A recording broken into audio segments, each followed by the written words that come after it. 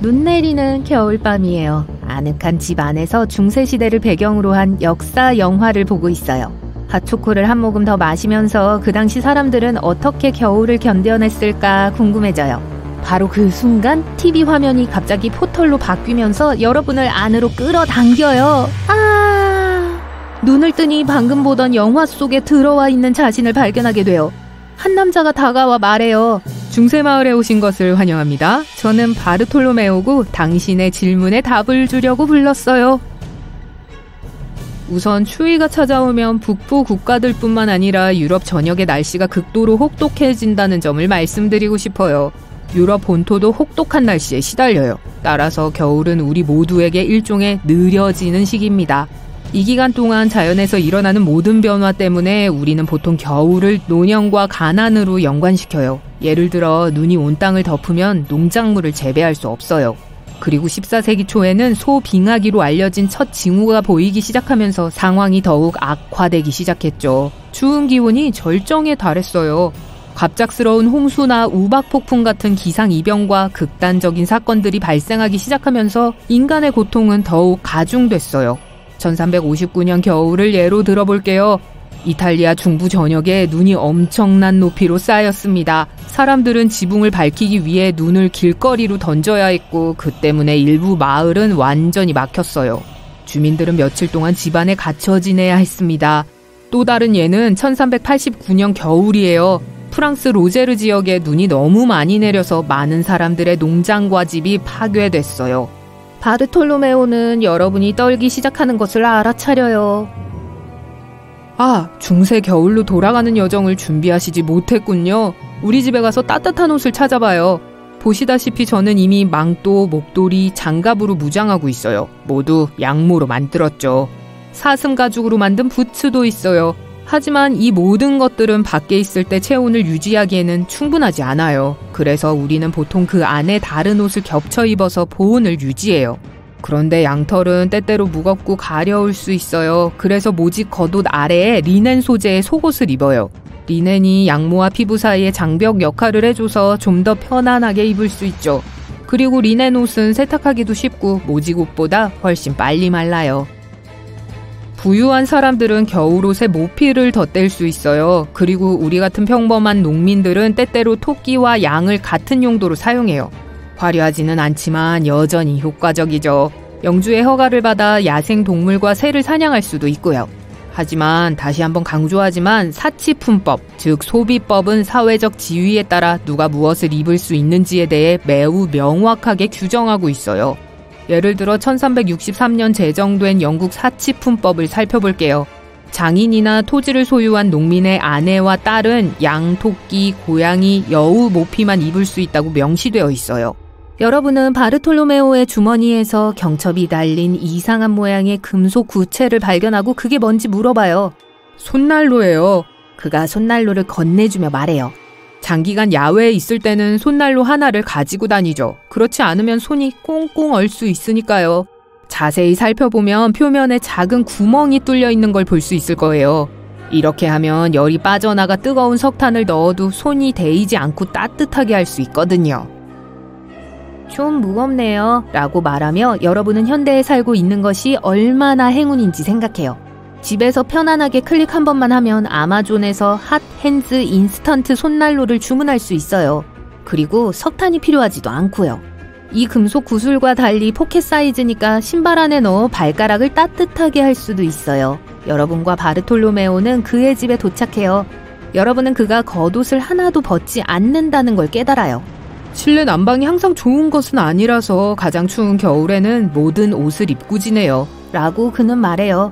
보시다시피 벽난로는 우리 집의 중심에 서 있어요. 그리고 그 바로 위에는 굴뚝 대신 환기구가 있어서 열이 많이 빠져나가는데 그래도 우리가 보통 겉옷을 입고 자진 않아요.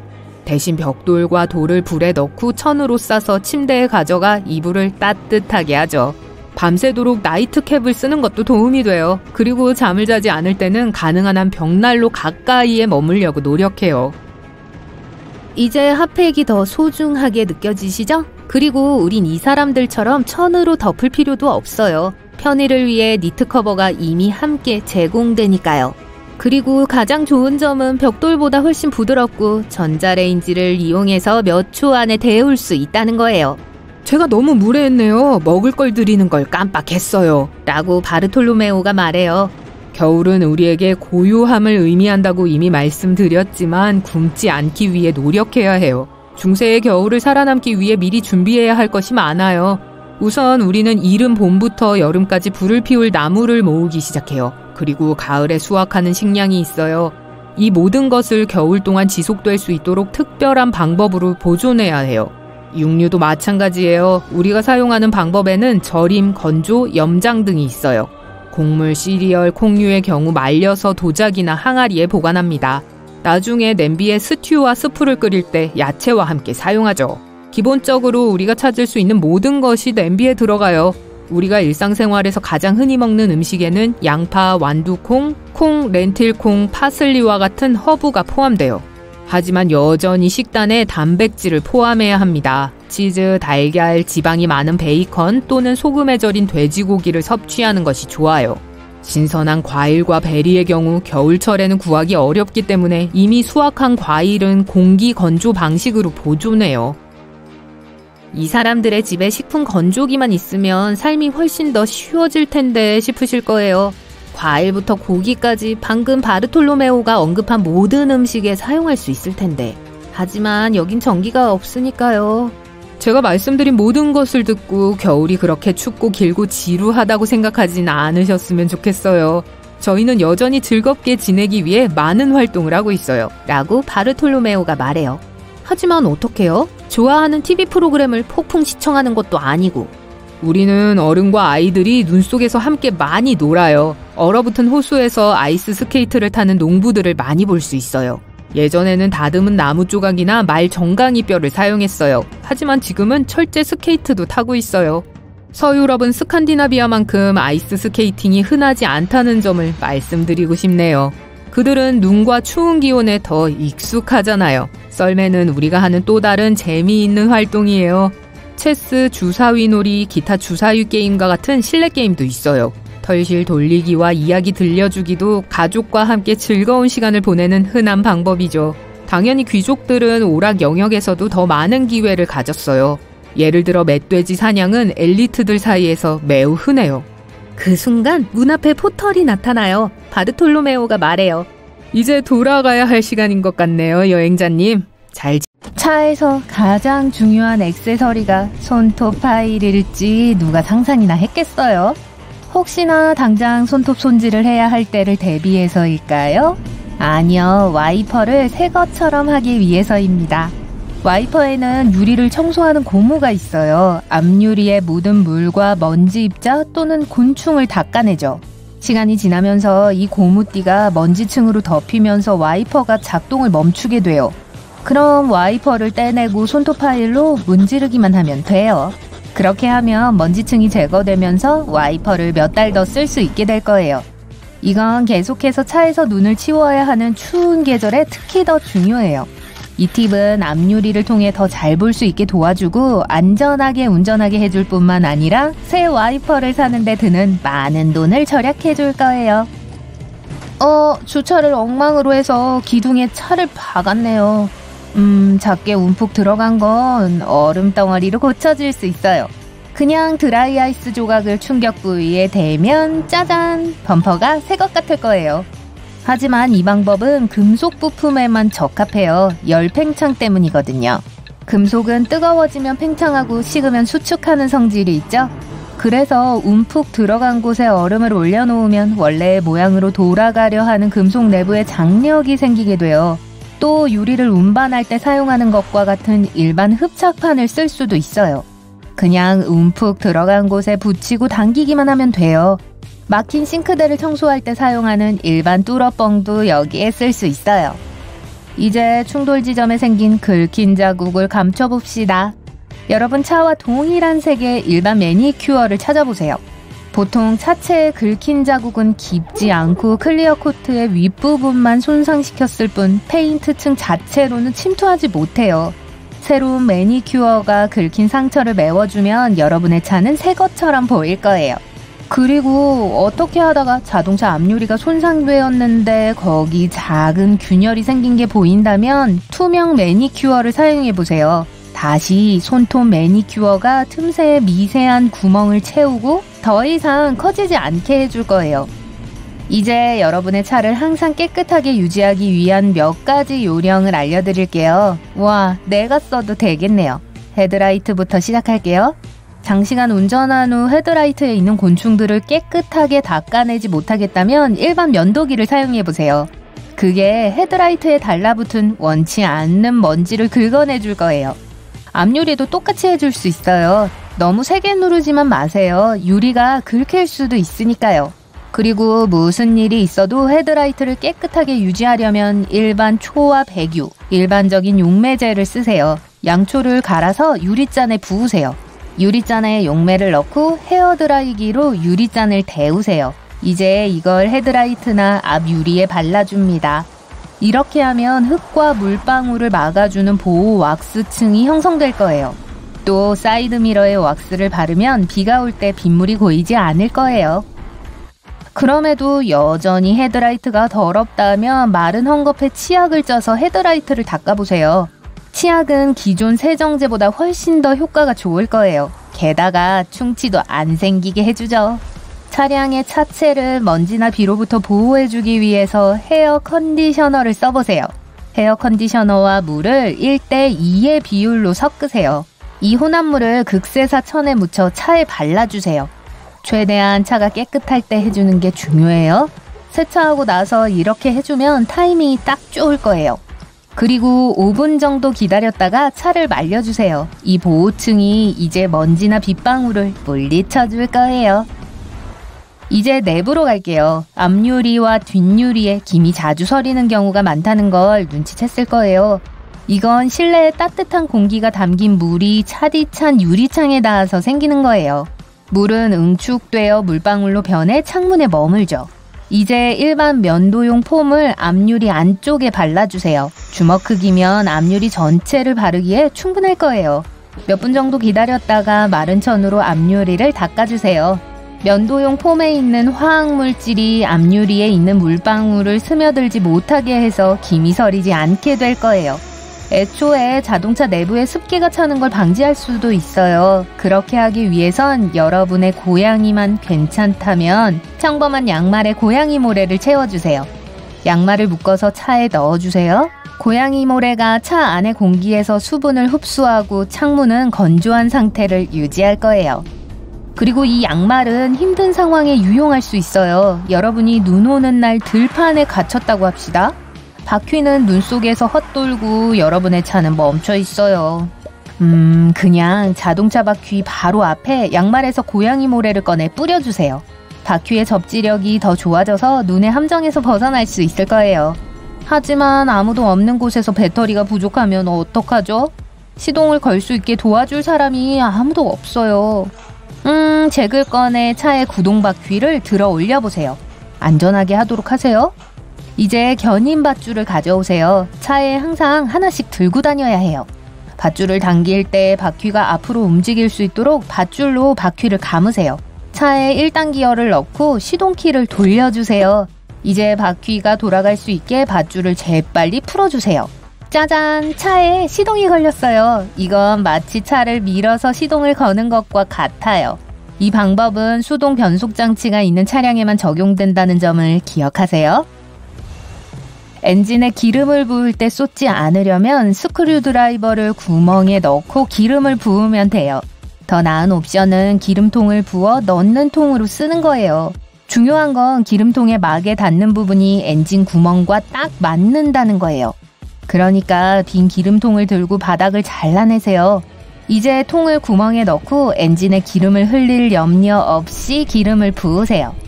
겨울에 손잡이나 자물쇠가 얼면 일반 손세정제를 사용해보세요. 거의 바로 얼음을 녹여줄 거예요. 또 열쇠를 손소독제에 담가 자물쇠에 넣을 수도 있어요. 몇 초 안에 열 수 있을 거예요. 만약 소독약이 없다면 일반 빨대를 써보세요. 자물쇠 옆에 대고 따뜻한 바람을 불어 넣으세요. 몇 분 정도 숨을 불어 넣어주면 자물쇠를 열 수 있을 거예요. 차 안에서 폰을 충전하고 있는데 계속 엉키는 긴 전선 때문에 짜증이 난다고요? 자를 필요 없어요. 충전선을 가져와 연필에 감아보세요. 이제 헤어 드라이어기로 뜨거운 바람을 불어보세요. 전선을 과열시키지는 마세요. 어때요? 이제 유연한 스프링처럼 보이고 길이는 훨씬 짧아졌죠? 여러분이 레모네이드나 콜라를 좋아하는데 차에 캔따개가 없다고요? 문제 없어요. 안전벨트 끝을 써보세요. 짠! 그리고 여러분이 가장 좋아하는 음료를 즐길 수 있죠. 햇볕이 잘 드는 곳에 산다면 종종 자동차의 핸들이 너무 뜨거워져서 손을 거의 데일 수도 있다고 느낄 때가 있죠. 가장 쉬운 해결책은 주차장에서 핸들을 돌려 밑부분이 위로 오게 하는 거예요. 일단 차에 타면 더 시원한 운전대 위쪽을 잡을 수 있게 돼요. 또 주차장에서 차가 너무 뜨거워지면 운전석 창문을 내리고 차에서 그냥 내리세요. 이제 뒷좌석 문을 여러 번 열었다가 닫아보세요. 이게 실내 환기 속도가 더 빨라지게 만드니까 5분의 바퀴를 달고 운전할 필요가 없어지죠. 차에서 내릴 때 가끔 감전될 수 있어요. 그건 정전기 때문이에요. 여러분은 좌석에 옷을 문지르고 문을 닫을 때 금속으로 된 문을 만지죠. 그때 손과 문 사이에 전기 충격이 가해져요. 이걸 피하기 위해선 먼저 손으로 차체를 만지고 나서 문을 여세요. 밖에서 조수석 문을 만질 수 있어요. 그런 다음 발을 땅에 대고 차에서 내리세요. 좋아요. 전기 충격을 피했네요. 초보 운전자라면 실제 차량 크기에 대한 감을 잘 못 느낄 수 있어요. 그래서 심지어 집 차고에서 주차하다가 차를 긁을 수도 있죠. 여러분이 정확히 브레이크를 밟아야 할 때 그게 앞유리나 뒷 유리창에 닿게 테니스 공을 천장에 매달아 보세요. 주차도 완벽하고 긁힐 일도 없어요. 만약 차를 다른 사람과 공유한다면 계속 운전석 시트를 움직여야 할 거예요. 이 과정을 간소화하기 위해 시트가 편안한 위치에 있을 때를 알려줄 작은 색 테이프 조각을 좌석과 운전석 문 아래 패널에 붙일 수 있어요. 이제 좌석을 조정할 때 이 띠들이 서로 마주보게 하면 돼요.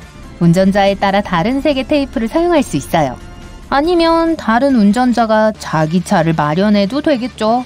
비싼 해결책이긴 해요. 네, 그렇죠. 바깥 날씨가 너무 추울 때 비행기는 종종 지연되거나 심한 경우에는 아예 취소되기도 합니다. 우선 눈이 많이 내리면 시야가 급격히 떨어져서 활주로 이동과 이륙이 위험해요. 눈보라가 몰아치는 동안 항공 관제소는 항공기에게 지상에 머무르며 눈보라가 가라앉을 때까지 기다리라고 명령할 수 있어요. 활주로에 얼음이 있는 것도 또 하나의 이유인데 비행기의 착륙 장치는 자동차의 바퀴와는 전혀 달라서 미끄러짐을 막기 위한 스터드를 장착할 수 없어요. 하지만 그렇다고 해도 비행기가 성공적으로 이륙하기 위해서는 지상에서 일반 도로보다 훨씬 더 높은 속도를 내야 합니다. 활주로가 얼음 때문에 미끄럽다면 비행기는 쉽게 미끄러질 수 있어요. 그런 일이 실제로 일어난 적이 있습니다. 2014년 1월 뉴욕의 JFK 공항은 비행기가 활주로에서 눈 속으로 미끄러진 후 폐쇄됐어요. 다행히 다친 사람은 없었지만 공항 직원은 눈 속에서 항공기를 파내야 했고 현지 경찰도 이에 동참했어요. 착륙도 마찬가지인데 영하의 조건에서는 훨씬 더 까다롭습니다. 왜냐하면 비행기는 훨씬 덜 통제된 환경에 있고 훨씬 더 빠른 속도로 움직이기 때문이죠. 게다가 이륙하려는 비행기가 미끄러져서 다른 활주로로 진입해 멈출 수 있고 그곳에 착륙하려던 비행기는 공항시설과 충돌할 수 있어요. 말할 필요도 없이 그것은 모두에게 훨씬 더 위험합니다. 영하의 기상 조건은 서리와 얼음이 비행기 자체에 쌓이게 할 수 있어요. 비행기는 세심하게 설계되어 있고 구조를 변경하는 것은 큰 문제를 일으킬 수 있습니다. 숙련된 조종사들에 따르면 비행기 날개 위에 있는 얇은 얼음 조각도 비행기의 섬세한 디자인을 망치고 양력을 파괴할 수 있다고 해요. 그러나 비행기는 제빙 장치가 있습니다. 공항 직원들은 보통 비행기 표면에 얼음이 쌓이지 않도록 하는 특별한 용액을 비행기에 뿌립니다. 하지만 활주로가 얼음으로 덮여 있다면 손을 쓸 수가 없어요. 태양이 빛나지 않는 한 포장도로에서 얼음을 안전하게 제거할 가능성은 거의 없습니다. 또한 포장도로가 손상돼서 움푹 파인 곳이 생기면 이착륙 시 안전에 문제가 생길 수 있어요. 차를 몰고 전속력으로 구멍 위를 달린다고 상상해보세요. 상당히 불쾌할 거예요. 이제 거기에 1000배 정도를 곱해보세요. 비행기가 자동차보다 훨씬 무겁기 때문이에요. 그리고 착륙 기어는 달리기 위해 만들어진 게 아니라는 것도 잊지 마세요. 제트 연료와 연료를 펌프하는 장비도 온도가 너무 낮으면 얼 수 있어요. 연료는 영하 40도에서 얼지만 이륙 전 지상에서만 얼 수 있어요. 순환고도에서 온도는 영하 57도까지 떨어질 수 있지만 액체가 비행기 안에 있고 계속 타고 있기 때문에 그곳은 훨씬 더 따뜻해요. 하지만 지상에서는 연료가 어는 것을 막을 수가 없어요. 그렇게 되면 당연히 항공편을 이용할 수 없습니다. 펌핑 장비도 마찬가지예요. 연료가 여전히 액체 상태일지라도 펌프가 얼음으로 뒤덮여서 비행기의 탱크에 연료를 공급하는 것을 멈출 수 있어요. 최악의 경우 고장이 나서 광범위한 수리 및 비행 지연이 발생할 수 있어요. 마지막으로 지상 직원들은 이륙이나 착륙 전에 많은 일을 해야 하고 사람이기 때문에 너무 오랫동안 혹독한 추위를 견디지 못합니다. 이 문제는 종종 태그팀 구성으로 해결됩니다.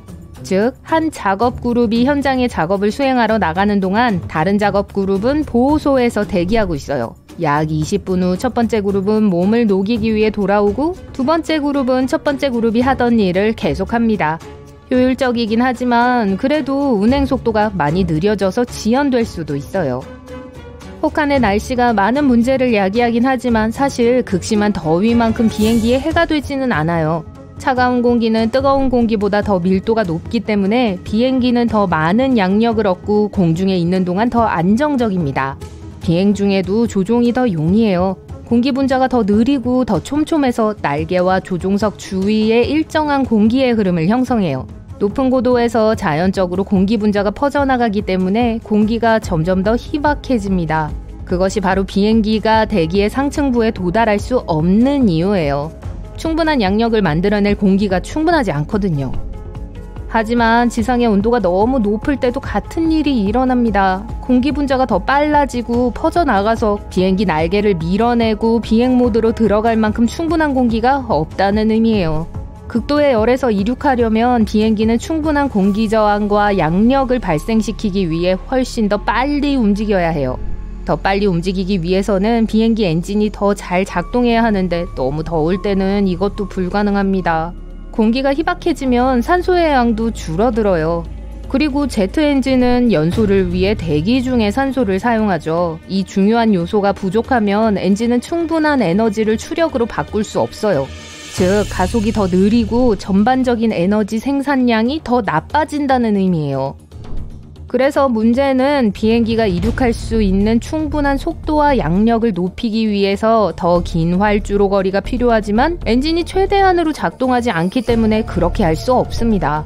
보통 이것은 문제가 되지 않지만 한계가 있어요. 지상의 온도가 49도에 도달하면 단순히 이륙 시도 자체가 위험하기 때문에 일부 항공편이 결항될 수 있습니다.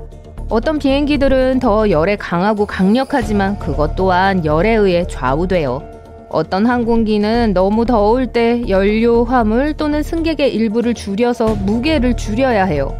부하가 적다는 것은 이륙 전에 가속도가 더 좋다는 것을 의미하며 결항을 피하는 데는 도움이 되지만 비행기가 최대 역량으로 운항하지 않는다는 뜻이에요. 비행기의 평균 순항 고도는 약 1700m입니다. 사실 그렇게 높은 곳에 있을 필요는 없지만 그 고도가 최고의 속도와 효율성을 제공합니다. 고도가 높을수록 공기는 희박하고 바람의 저항은 줄어들지만 양력은 감소해요. 대부분의 상업용 항공기의 경우 9200m에서 12200m 사이의 지역이 두 가지 요인이 균형을 이루는 최적의 고도예요. 1999년도 랩탑을 아직 사용하지 않겠지만 컴퓨터는 음속에 가까운 속도로 비행하지 않습니다. 다행히도 비행기는 컴퓨터보다 수명이 훨씬 더 길어요. 아직 멀쩡한 1970년대 초반의 비행기들도 있어요.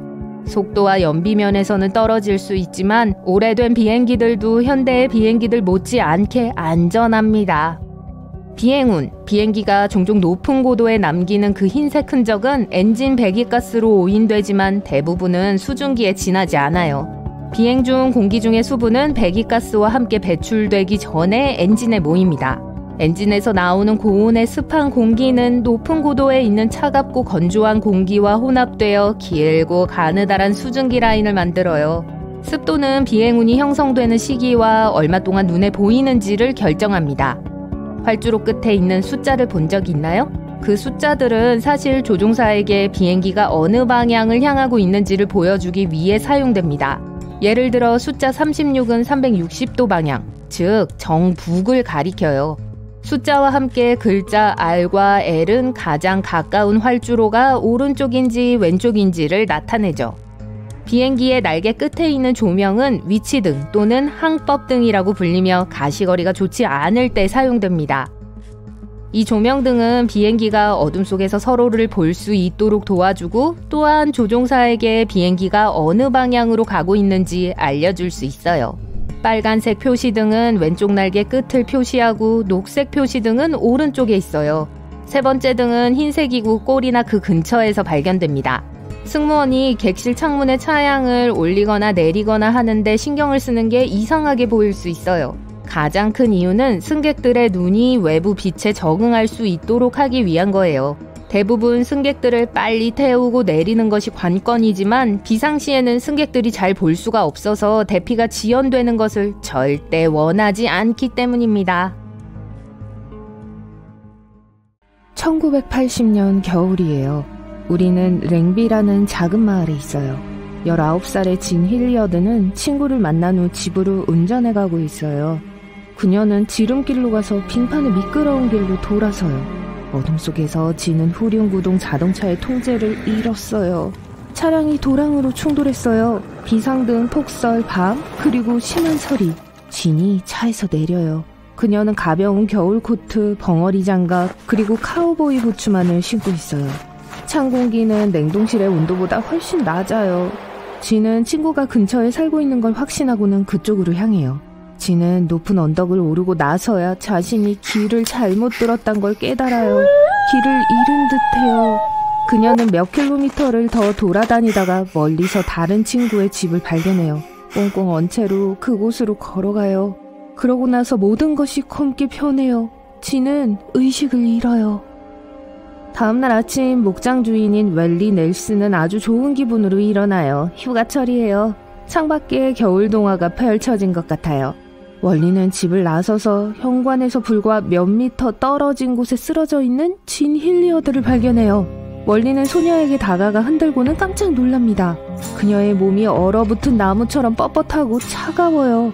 눈은 뜨고는 있지만 움직이지 않아요. 머리카락도 다 얼었어요. 살아있는 것 같지 않아요. 하지만 월리는 그녀가 여전히 숨쉬고 있다는 걸 알아요. 진이 살아있었어요. 월리는 그녀를 의사에게 데려가기 위해 자신의 차에 태우려고 해요. 하지만 소녀의 몸은 굽혀지지 않고 자동차에 들어가지도 않았어요. 마치 동상 같아요. 월리는 더 큰 차를 갖고 와서 가능한 한 빨리 병원으로 이송했어요.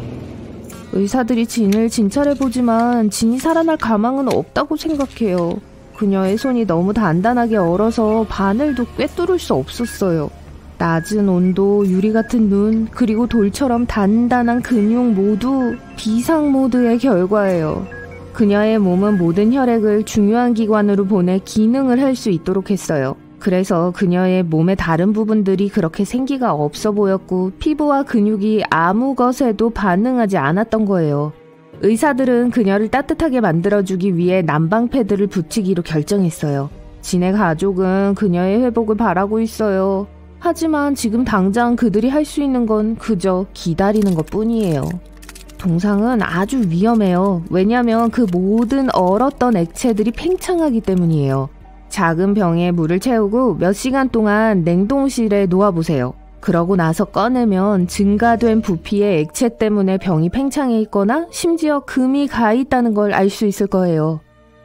똑같은 일이 우리 몸 안에서도 일어나요. 우리는 거의 70%의 물로 이루어져 있어요. 그게 얼면 그 입자들이 얼음 결정으로 변해 세포막을 찢어요. 얼음 조각들은 늘어나서 조직을 파괴할 수 있어요. 이게 동상이라고 불리는 거예요.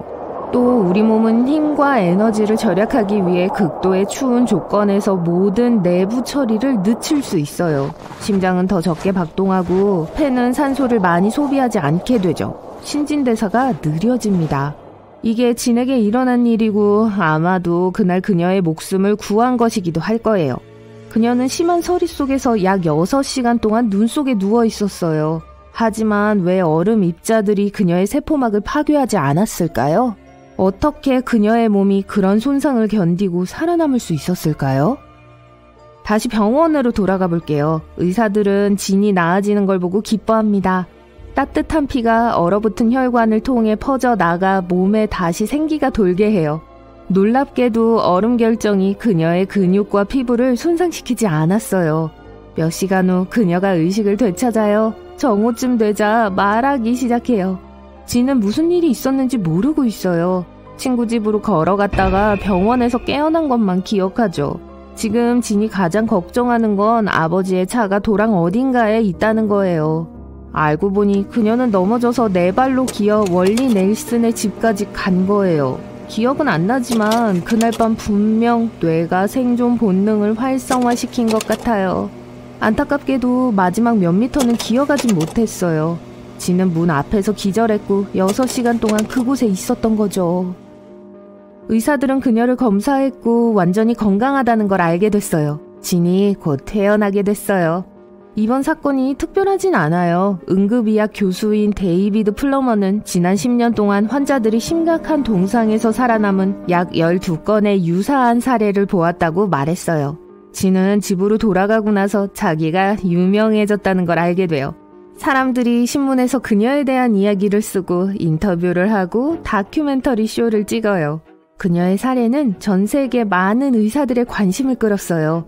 하지만 아무도 그녀가 어떻게 살아남았는지는 정확하게 알아내지 못했어요.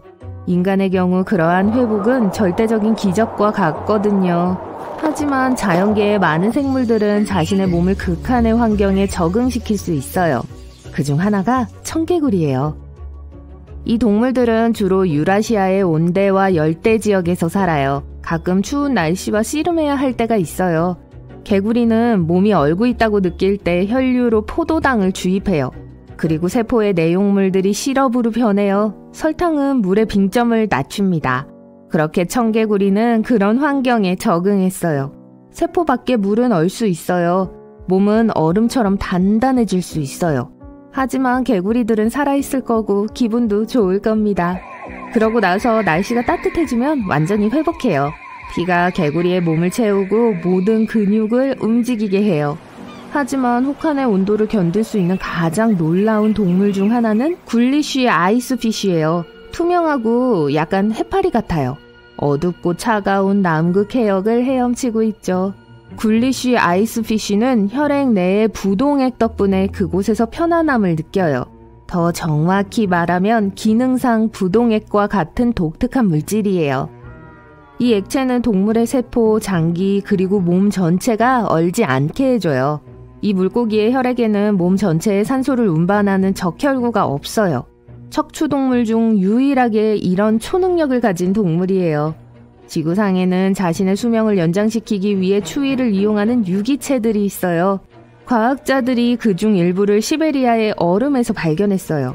그것들은 냉동고에서 약 10년 동안 살 수 있는 작은 벌레와 같은 미세한 다세포 생물이에요. 하지만 시베리아에 있던 그 벌레들은 약 24,000년 정도 된 거였어요. 과학자들이 그것들을 실험실로 옮겨서 해동시켰어요. 벌레들은 바로 살아났고 그렇게 수세기 동안 잠에서 깨어나 바로 증식하기 시작했어요. 이 벌레들의 몸은 휴면 생활에 접어들 수 있어요. 이것은 완전히 냉동된 유기체가 최소한의 생명 기능을 가지고 있는 상태를 말해요. 분석은 그 벌레들이 수만 년 동안 이 상태를 유지할 수 있다는 걸 보여줬어요. 그리고 우리 지구에는 그런 동물들이 많이 있어요.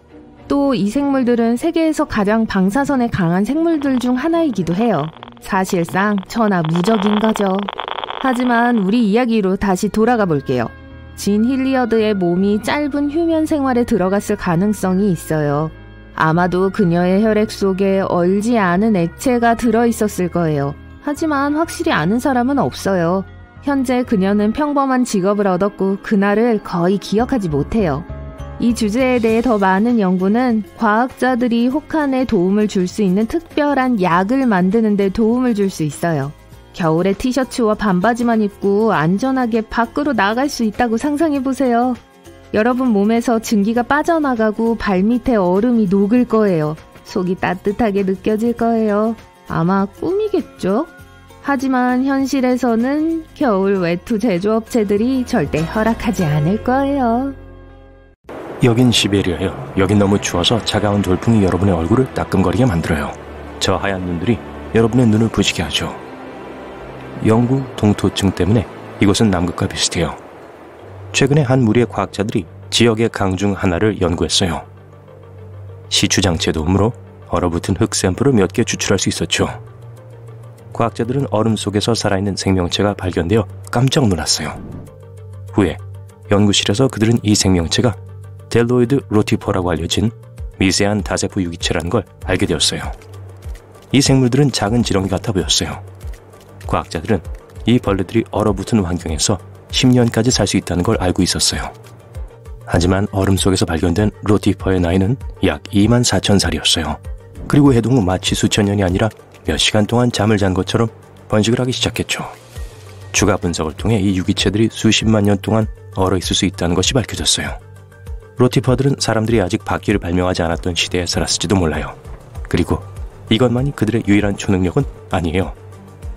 델로이드 로티퍼는 지구상에서 가장 방사능에 강한 동물 중 하나예요. 이들은 산소와 물이 없는 곳에서 살 수 있어요. 또 산도가 높은 지역에서 생존할 수 있고 음식과 물 없이도 오래 살 수 있어요. 하지만 수천 년 동안 사는 걸로 알려진 생물은 이 녀석들뿐만 아니에요. 특정 종류의 이끼와 몇몇 미생물들도 거의 불멸이에요. 회충이라고 불리는 선충은 세상에서 가장 적응력이 좋은 벌레예요. 위풍당당하게 서 있는 에펠탑을 상상해보세요.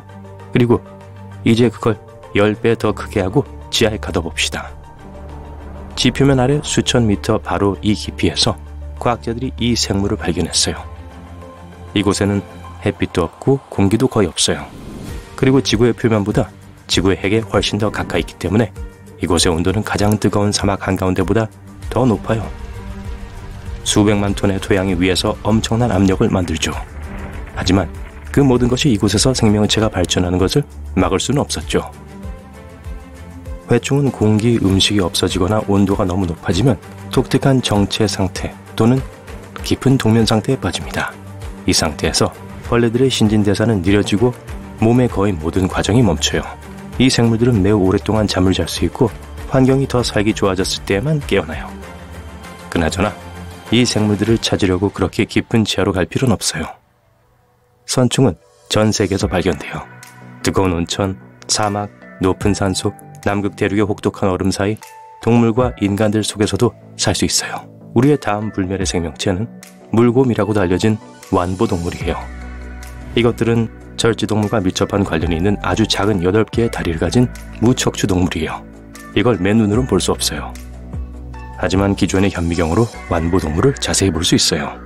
이들은 아주 작은 곰같이 생겼어요. 항상 몸 주위에 얇은 물층을 필요로 해서 물곰이라고 불리죠. 탈수를 막기 위해 필요한 거예요. 완보류는 바다 깊은 곳에서부터 모래 언덕에 이르기까지 모든 환경에서 발견돼요. 독특한 유기체 구조 덕분에 이들은 믿을 수 없을 정도로 튼튼해요. 네, 말랑해 보이지만 몸은 단단한 각피로 덮여 있어요. 이 껍질은 메뚜기, 사마귀 그리고 다른 많은 곤충들의 외골격을 닮았어요.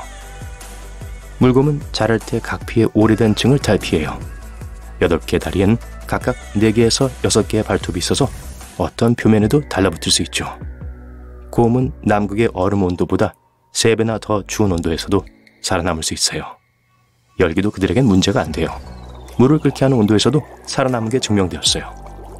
또 물곰은 방사선과 높은 압력을 두려워하지 않죠. 바다 깊은 곳에서 압력은 가장 강한 금속 합금도 파괴할 수 있어요. 하지만 이 생물들은 6배 이상의 압력에도 견딜 수 있어요. 하지만 가장 멋진 건 우주의 진공 속에서 살 수 있다는 거예요. 지구에는 자기장이 있어요. 이건 태양 복사로부터 우리를 보호해주는 방패예요. 물곰은 이런 보호가 필요 없어요. 지구 근처 궤도에 진입해서 무사히 돌아올 수 있죠. 모두 전리 방사선으로부터 DNA를 보호해주는 단백질 덕분이에요. 다른 불멸의 유기체처럼 물곰도 극저온의 휴면 상태에 빠질 수 있어요. 완보동물은 머리와 다리를 몸 안으로 끌어당기고 잠이 들어요. 주변 조건이 동결, 건조 또는 산소 부족을 암시하면 상황이 호전될 때까지 이 통 모양을 유지할 거예요. 자, 여기까지가 현미경으로만 볼 수 있는 아주 작은 유기체들과 미생물들이었어요. 하지만 좀 더 큰 건 어때요? 철갑 딱정벌레를 소개할게요. 미국 남서부와 멕시코에 살아요. 이 곤충들은 높은 온도나 산소 없이 방사능이 증가된 상태에서는 살 수 없어요. 하지만 껍질이 너무 튼튼해서 드릴이나 망치로만 뚫을 수 있어요. 이들의 튼튼한 외골격은 특별한 물질인 키틴으로 만들어져 있어요. 이건 개나 새우의 갑옷에서도 발견돼요. 그럼에도 여전히 철갑 딱정벌레의 키틴은 매우 튼튼해서 빠른 속도로 움직이는 차의 충격을 견딜 수 있게 해줘요. 위험이 닥쳤을 때 껍질의 특별한 공간에 수염과 튼튼한 다리를 숨길 수 있어요. 다른 동물은 갑옷을 뚫고 물어뜯을 수 없어요. 딱정벌레를 뱉어내고 다른 곳으로 점심거리를 찾아가 버리죠. 위험이 사라지자마자 벌레는 다시 다리를 뻗고 제 할 일을 해요. 또 갑옷은 딱정벌레가 탈수되지 않게 해주는데 이건 멕시코와 미국 남서부의 더운 지역에서 매우 유용해요. 외골격 내부에 수분을 저장할 수 있어요. 다른 말로 하면 이 벌레들은 물을 찾을 때마다 수분을 흡수해서 액체를 몸 안으로 운반할 수 있어요. 다음 생물은 믿을 수 없을 정도로 연약해요. 하지만 다른 동물들은 거의 살 수 없는 곳에서 살아남는 방법을 알고 있죠. 우린 루마니아 남동부 흑해 근처로 갑니다. 여기 황량한 넓은 평원에 구덩이를 볼 수 있어요. 이건 지하 깊은 곳으로 이어지는 광산이에요. 지구 표면의 공기는 보통 약 20%의 산소를 포함하고 있어요. 하지만 광산에선 10%밖에 안 돼요. 동그란 공기에는 높은 함량의 황화수소와 이산화탄소가 있어요. 사람들은 산소 탱크 없이는 그곳에서 숨쉴 수 없죠. 거기에 있는 물과 공기는 오염됐다고 볼 수 있죠. 여기서는 어떤 동물도 살아남을 수 없을 거예요. 그럼에도 이 동굴에는 48종의 생물이 발견됐어요. 그중 33가지는 새로 발견된 종이에요. 그리고 이것들은 현미경 없이는 볼 수 없는 미생물이나 박테리아만 있는 게 아니에요. 뭔가 더 큰 게 살고 있어요. 이상한 흰 달팽이들이 광산의 벽을 기어다녀요. 물에는 투명한 새우와 알려지지 않은 종류의 거머리가 헤엄치고 있죠. 거대한 수염을 기른 흰 진해와 으스스한 흰 거미가 땅 위를 달려요. 그리고 이 모든 것들은 약 500만 년 동안 여기서 자라고 있었어요. 여러분은 물전갈과 이 동물의 다른 미확인종을 볼 수도 있어요. 뜨거운 모래나 열대숲에 사는 진적을 닮진 않았어요. 여기 사는 생물은 하나도 평범해 보이지 않아요. 모든 동물들은 하얗거나 투명해요. 눈은 없지만 이 어두운 공간에서 길을 찾을 수 있게 해주는 긴 발과 더듬이가 장착되어 있죠. 동굴에 더 깊이 들어갈수록 공기에 든 산소가 적어져요. 하지만 살고 있는 유기체의 수는 증가해요. 공기는 메탄과 이산화탄소로 가득 차 있어요. 이 동굴의 모든 주민들은 태양빛을 본 적이 없고 어두운 밖을 나가본 적도 없어요. 식물이 산소를 생산해내지 않는 이런 조건에서 살아남는 건 불가능해 보여요. 이것들의 생존 여부에 대한 답은 작은 호수 속에 숨겨져 있어요. 물 표면은 이상한 거품으로 덮여 있어요. 자세히 보면 이 하얀 물질이 살아있는 걸 알 수 있을 거예요. 찢어지기 쉬운 부드러운 젖은 종이 같죠. 이건 독립영양생물이라고 불리는 박테리아인 수십억 개의 살아있는 유기체예요. 밖에보다 동굴 안에 훨씬 더 많은 이산화탄소가 있어요. 그리고 식물처럼 이 박테리아는 그걸 흡수해요. 하지만 광합성의 도움으로 이렇게 하진 않기 때문에 햇빛이 필요하지 않아요. 화학 합성을 위해 물을 이용하죠. 이 박테리아가 분비하는 것은 다른 박테리아를 위한 먹이예요. 그리고 이 다른 박테리아들은 더 큰 생물들의 먹이가 되죠. 지구 어디에서도 찾을 수 없는 독특한 먹이 사슬이 이곳에만 존재해요. 중국 북부에는 높은 고도에 1년 내내 얼어붙어 있는 산이 하나 있습니다. 자연적으로 발생한 차가운 땅인데요. 산의 가장 높은 층인 토양 밑에 두꺼운 영구 동토층이 깔려 있어 그 위에 있는 모든 것을 얼어붙게 만들어요. 기후를 거스르는 이 얼어붙은 땅의 영역은 핑취안현의 산비탈에서 8m 이상을 차지하고 있습니다. 이곳은 32도까지 오르는 무더운 여름으로 유명한 곳입니다. 이 얼어붙은 땅은 거친 토양층이 영구 동토층을 덮고 있기 때문에 이글거리는 기온을 견뎌낼 수 있습니다. 거친 토양이 뜨거운 기후가 영구 동토층을 녹이는 것을 막아주어 1년 내내 땅이 얼어붙게 만들어주는 거예요. 아르헨티나는 아름다운 해변과 뜨거운 태양으로 유명하죠. 하지만 아르헨티나 남부에는 페리토 모레노 빙하가 있습니다. 이 멋진 푸른 빙하는 약 260평방킬로미터 정도 크기이며 지속적으로 성장하고 있습니다.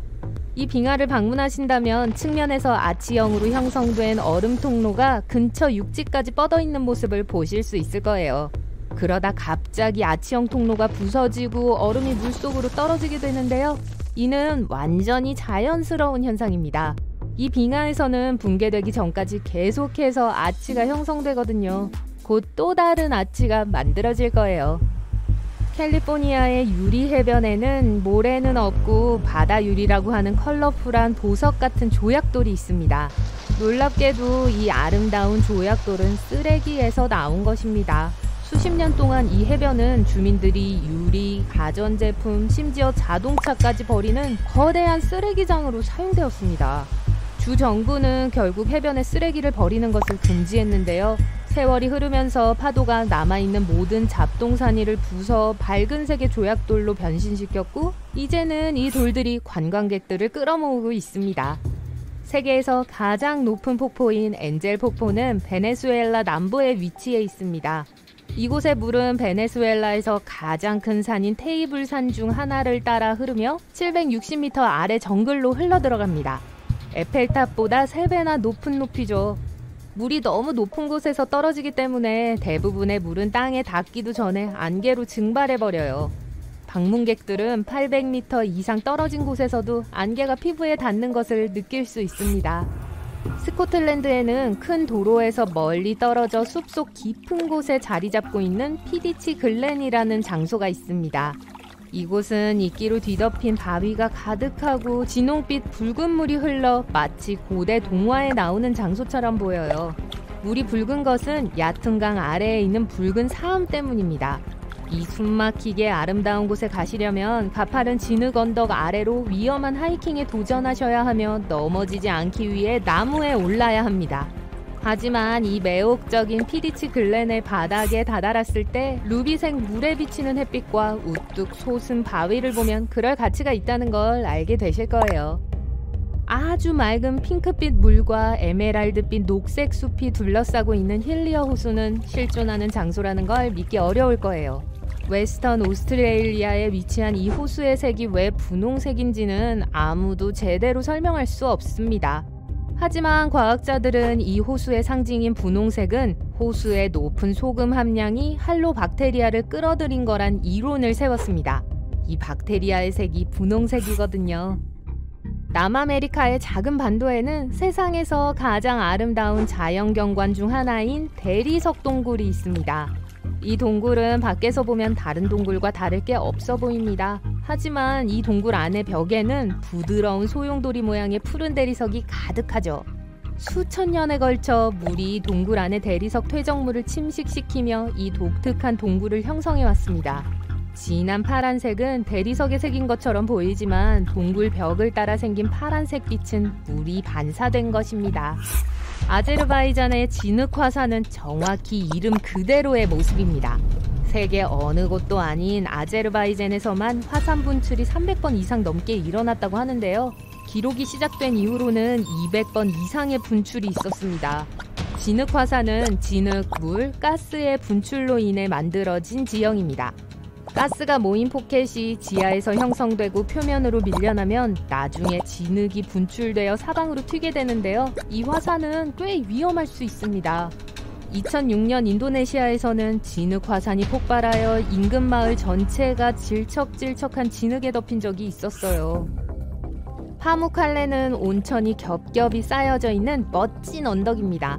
이 터키 이름을 번역하면 솜의 성이 돼요. 이 온천은 석회암의 일종인 트라베르틴으로 만들어졌는데 이 석회암은 언덕에 아름다운 흰색 색조를 더해줍니다. 게다가 이 돌은 지열의 성질이 있어서 물을 뜨겁게 만들어줍니다. 온도는 35도에서 100도까지 다양합니다. 정말 자연의 목욕탕이라고 해도 되겠어요. 전설에 따르면 북아일랜드의 자이언트 코즈웨이는 거대한 아일랜드 거인이 스코틀랜드 거인과의 싸움에 도전했을 때 형성되었다고 합니다. 두 거인이 만날 수 있도록 바다를 가로지르는 통로가 만들어진 거죠. 아일랜드 거인이 적을 물리치자 스코틀랜드 거인은 집으로 달려가 뒤에 길을 파괴했습니다. 그래서 남은 건 물가의 진입로뿐이죠. 실제로 아름다워 보이는 맞물린 기둥 모양의 암석은 고대 화산 폭발의 결과물입니다. 기둥은 육각형이며 아일랜드 바다에서 절벽 기수까지 자연의 계단 모양을 형성하고 있습니다. 가장 높은 기둥은 높이가 12m예요. 자이언트 코즈웨이는 북아일랜드에서 가장 인기 있는 관광지로 2009년 거의 100만 명이나 되는 방문객이 이곳을 찾았습니다. 멕시코의 나이카 광산 깊숙한 곳에는 크리스탈 동굴이 있습니다. 이 동굴에는 거대한 셀레나이트 크리스탈이 가득합니다. 가장 큰 건 높이가 11m에 달해요. 이 크리스탈은 세계에서 가장 큰 천연 크리스탈 중 하나입니다. 안타깝게도 타는 듯한 기온과 습한 날씨 때문에 관광객들은 이 크리스탈 동굴을 구경할 수 없습니다. 심지어 과학자들도 이 동굴에 들어가려면 특별한 허가를 받아야 해요. 이 오색강은 콜롬비아 메타주에 위치하고 있습니다. 근처에서 무지개강이라고 알려진 이곳은 강렬한 색으로 아주 유명합니다.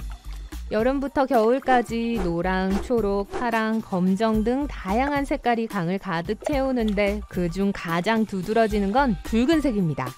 이 강은 영양물이 부족해 물이 맑고 강바닥에서 다양하고 다채로운 식물들을 쉽게 볼 수 있습니다.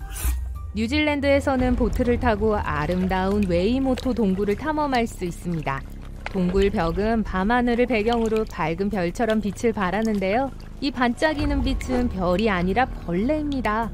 이 발광 반딧불이는 동굴 벽면에 서식하며 이 동굴의 트레이드마크인 빛을 만들어주죠.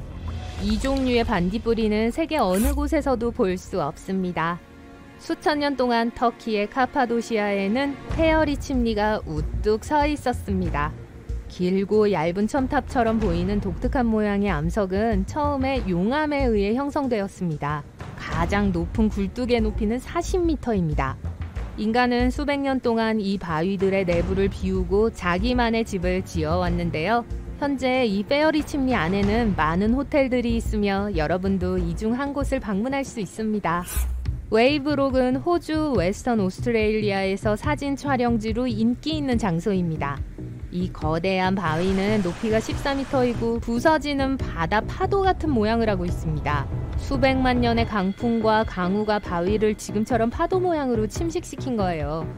이 바위에서 씻겨 내려온 광물 때문에 바위의 색은 아름다운 빨간색과 회색이 섞여 있습니다.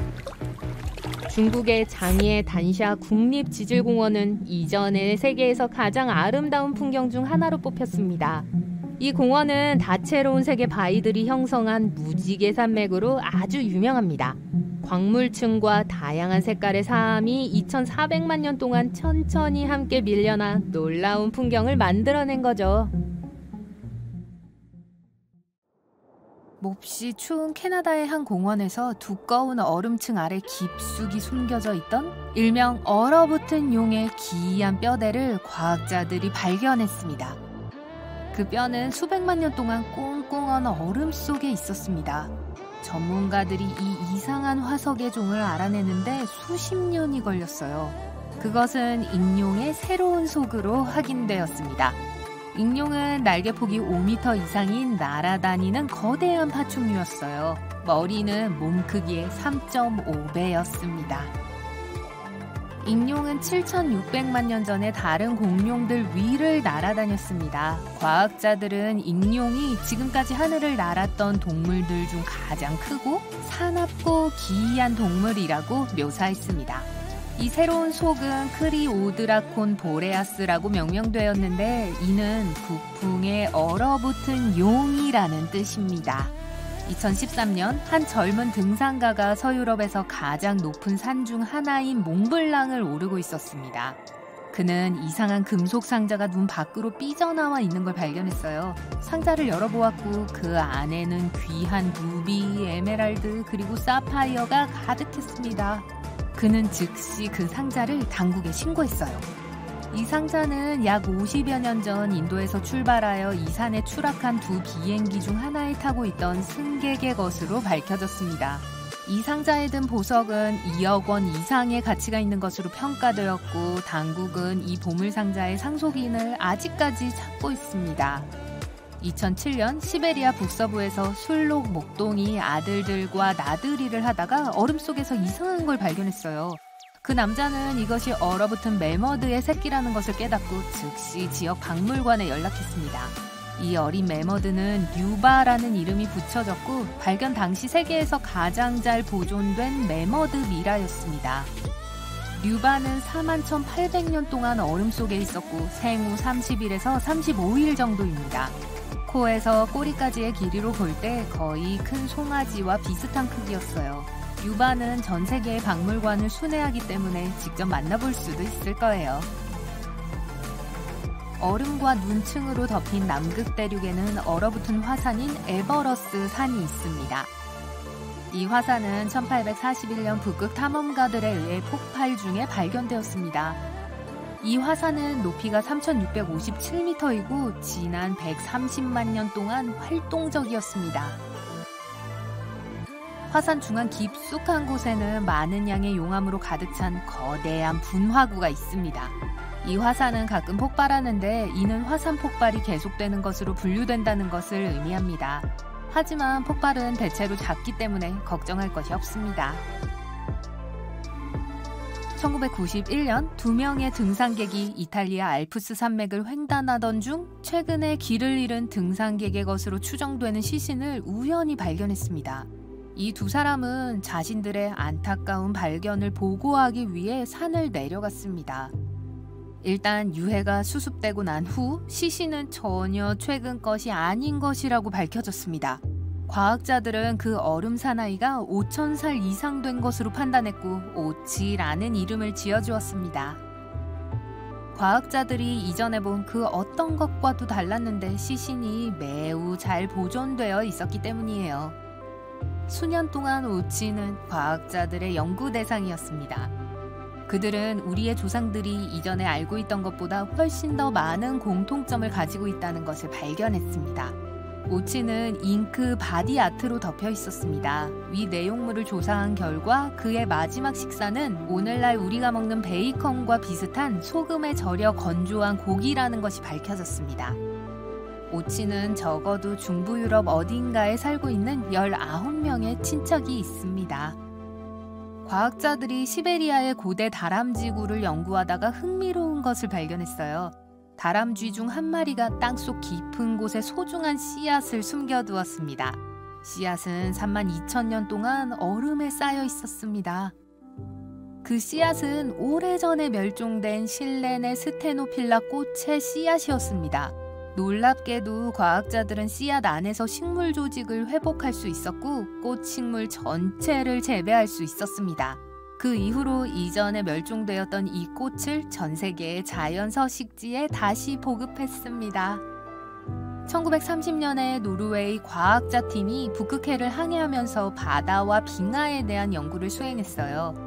그들은 아무도 발을 디딘 적이 없는 위험하고 얼음 같은 땅 화이트 아일랜드에 도달했습니다. 적어도 그들은 그렇게 생각했죠. 과학자들은 눈 밖으로 튀어나온 작은 배를 발견하고 충격을 받았습니다. 보트 안에서 과학 장비와 다양한 개인 소지품이 발견되었는데 S.A. 안드레라는 이름이 새겨진 자켓도 있었어요. 그들은 유명한 안드레 북극 열기구 탐험대의 잔해를 발견한 것이었어요.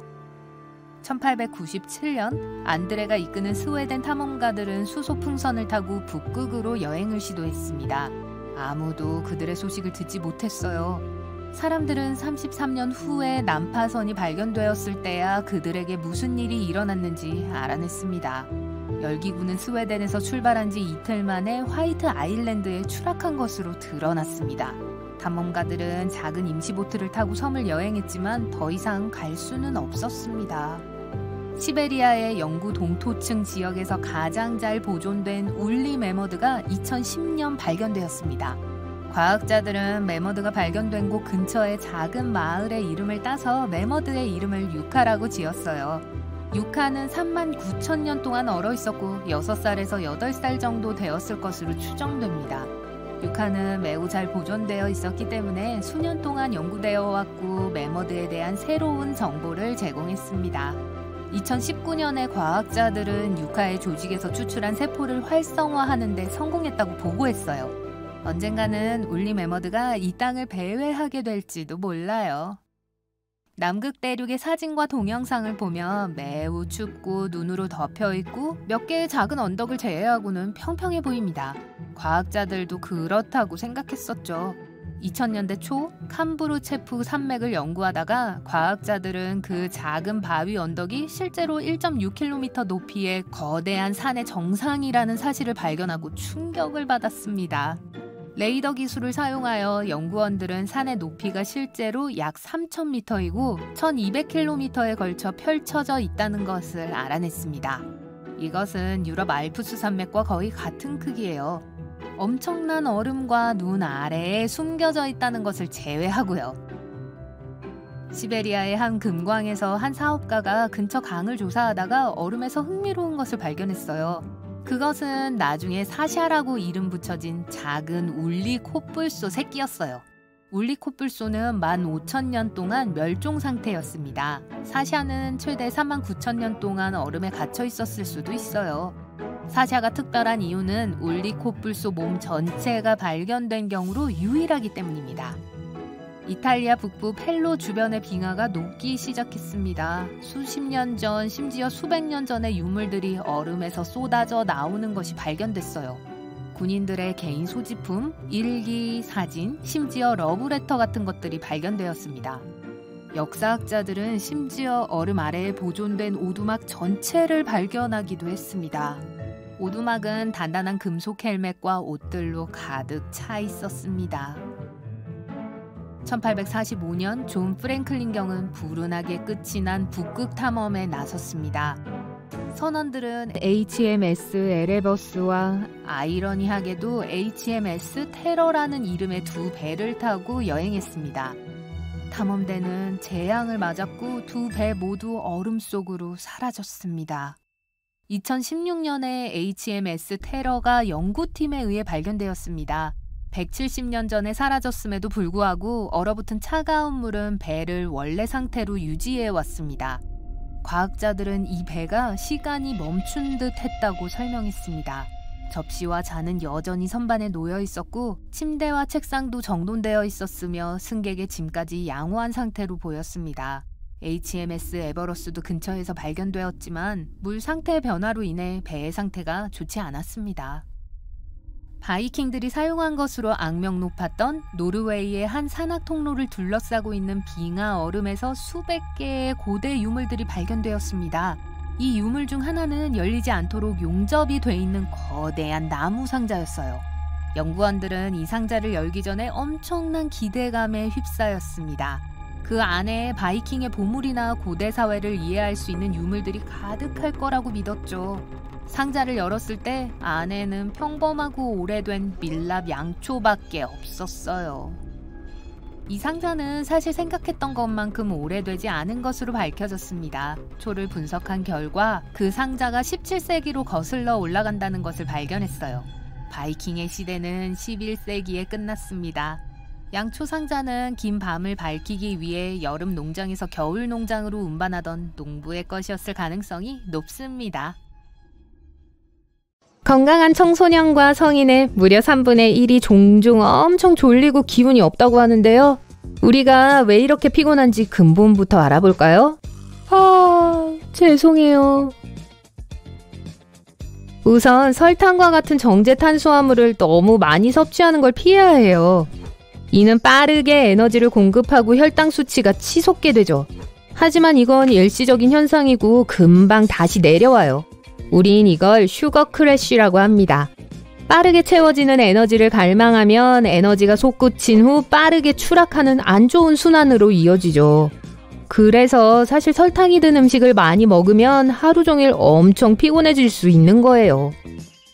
배터리가 부족할 때 폰을 충전하는 걸 생각해보세요. 전원이 꽂혀 있을 땐 괜찮은데 충전기를 뽑으면 배터리가 금방 떨어지잖아요? 식사와 간식에 들어있는 설탕과 가공 탄수화물의 양을 줄이면 하루 종일 더 많은 에너지를 얻을 수 있어요. 초콜릿 과자를 야채로 대체하면 낮 동안 훨씬 정신이 더 맑게 느껴질 거예요. 음식은 에너지 수준에 굉장한 영향을 미쳐요. 칼로리로부터 많은 에너지를 얻어요. 이 칼로리를 충분히 섭취하지 않으면 신진대사가 느려져서 갖고 있는 적은 에너지를 절약할 수 있게 되죠. 이러면 좀비 같은 느낌이 날 수도 있고 심지어 좀비처럼 보일 수도 있어요. 10대 소년들은 하루에 약 2,800칼로리가 필요한 반면 소녀들은 2,200칼로리가 필요합니다. 다 자라서 성인이 되면 남자는 그 수치가 2,500칼로리로 떨어지고 여자는 2,000으로 떨어져요. 단백질 또한 에너지 수준을 높이는데 매우 중요합니다. 단백질은 소고기, 양고기, 닭고기 등의 육류에서 찾을 수 있어요. 유제품, 계란, 생선도 단백질의 훌륭한 공급원입니다. 피곤하다면 카페인 섭취도 조심해야 해요. 오후에 커피나 에너지 드링크가 잠에서 깨기 위한 완벽한 해결책이라고 생각하겠지만 잠을 잘 못 자게 할 수도 있어요. 대부분의 사람들은 카페인이 약 5시간에서 7시간 동안 우리의 신체에 머문다고 생각하죠. 그래서 모든 사람들이 자기 전에 커피 마시지 말라고 하는 거예요. 하지만 실제로는 카페인이 우리 몸 안에 머무는 시간은 그 2배, 즉 10시간에서 14시간 사이예요. 예를 들어 오후 3시에 카페인이 든 음료를 마셨다고 합시다. 10시에 잠자리에 들기 위해 몸을 눕힐 때 카페인의 절반은 여전히 여러분 몸 안에 있죠. 정말 필요하지 않을 때 활력을 불어 넣어주게 되는 거예요. 그렇다는 건 새벽 4시까지 음료에서 나오는 카페인의 4분의 1이 여전히 체내에 남아있다는 뜻이죠. 이러면 분명 밤에 뒤척이게 될 거예요. 여기엔 간단한 해결법이 있어요. 점심시간 이후에는 에너지 드링크나 커피를 마시지 마세요. 다음날 기분이 상쾌하게 하려면 8시간 정도 자야 한다고 합니다. 젊은 사람들은 그것보다 더 많이 자야겠죠? 여기에 많은 사람들이 잘못하고 있는 게 있어요. 학교에 가려고 아침 7시에 일어난다면 8시간 동안 잠을 자기 위해 밤 11시엔 잠들어야 하는 거예요. 하지만 거기엔 잠드는데 1시간 이상 소비할 수 있다는 건 고려되어 있지 않죠. 여러분이 잠이 드는데 평균적으로 얼마나 걸리는지 확인하고 그 시간을 수면 8시간에 더해주세요. 몇 주간 이렇게 확인하고 나면 기분이 훨씬 더 상쾌할 거예요. 잠자리에 들어가서 잠들기 전에 넷플릭스를 보는 것도 안 좋은 생각입니다. 침대는 오로지 잠자는 공간이에요. 또 눈부신 화면은 잠드는데 도움이 안 돼요. 잠들기 최소 1시간 전에는 푸른색이나 흰색빛을 내는 화면은 사용하지 않는 게 좋아요. 이상적으로는 1시간보다 더 길게죠. 폰, 노트북 및 TV도 포함입니다. 화면은 뇌가 멜라토닌이라고 불리는 수면 호르몬을 분비하는 걸 막아서 몸이 잠을 자야 할 때를 알기가 어려워집니다. 몸은 혼란스러워하고 화면 빛을 햇빛이라고 생각하고 낮이라고 가정하죠. 그래서 여러분을 깨어있게 하고 뇌에 에너지를 공급하게 되는 거예요. 한 걸음 더 나아가서 침실을 전자제품이 없는 구역으로 만들어 보세요. 핸드폰 화면을 좋은 책으로 바꿀 수 있고 그게 여러분을 꿈나라로 더 빨리 데려다 주는데 도움이 될 거예요. 오디오북 또한 잠드는데 정말 도움이 될 거예요. 가능한 한 질 높은 수면을 취할 수 있도록 하는 또 다른 팁은 암막 커튼을 쓰는 거예요. 만약 돈을 쓰고 싶지 않다면 창문을 가리게 어두운 시트나 수건을 써도 돼요. 이렇게 하면 아침 일찍부터 빛이 방으로 들어와도 여러분은 깨지 않고 강아지와 고양이에 대한 꿈을 계속해서 꿀 수 있어요. 아니면 그게 뭐든지 말이죠. 운동은 하루 종일 우리가 힘을 낼 수 있게 해주는 또 다른 매우 중요한 요소예요. 운동도 잠드는데 도움이 되는데요. 여러분은 학교나 회사를 마치고 피곤해져서 집에 돌아오면 소파에 누워있는 게 배터리를 충전하는 데 도움이 된다고 생각하죠? 하지만 여러분이 가장 하기 싫은 일이겠지만 약간의 운동을 해보세요. 15분만이라도 괜찮아요. 매일 체육관에 가야 한다는 건 아니에요. 매일 산책하는 걸 일정에 포함시켜보세요.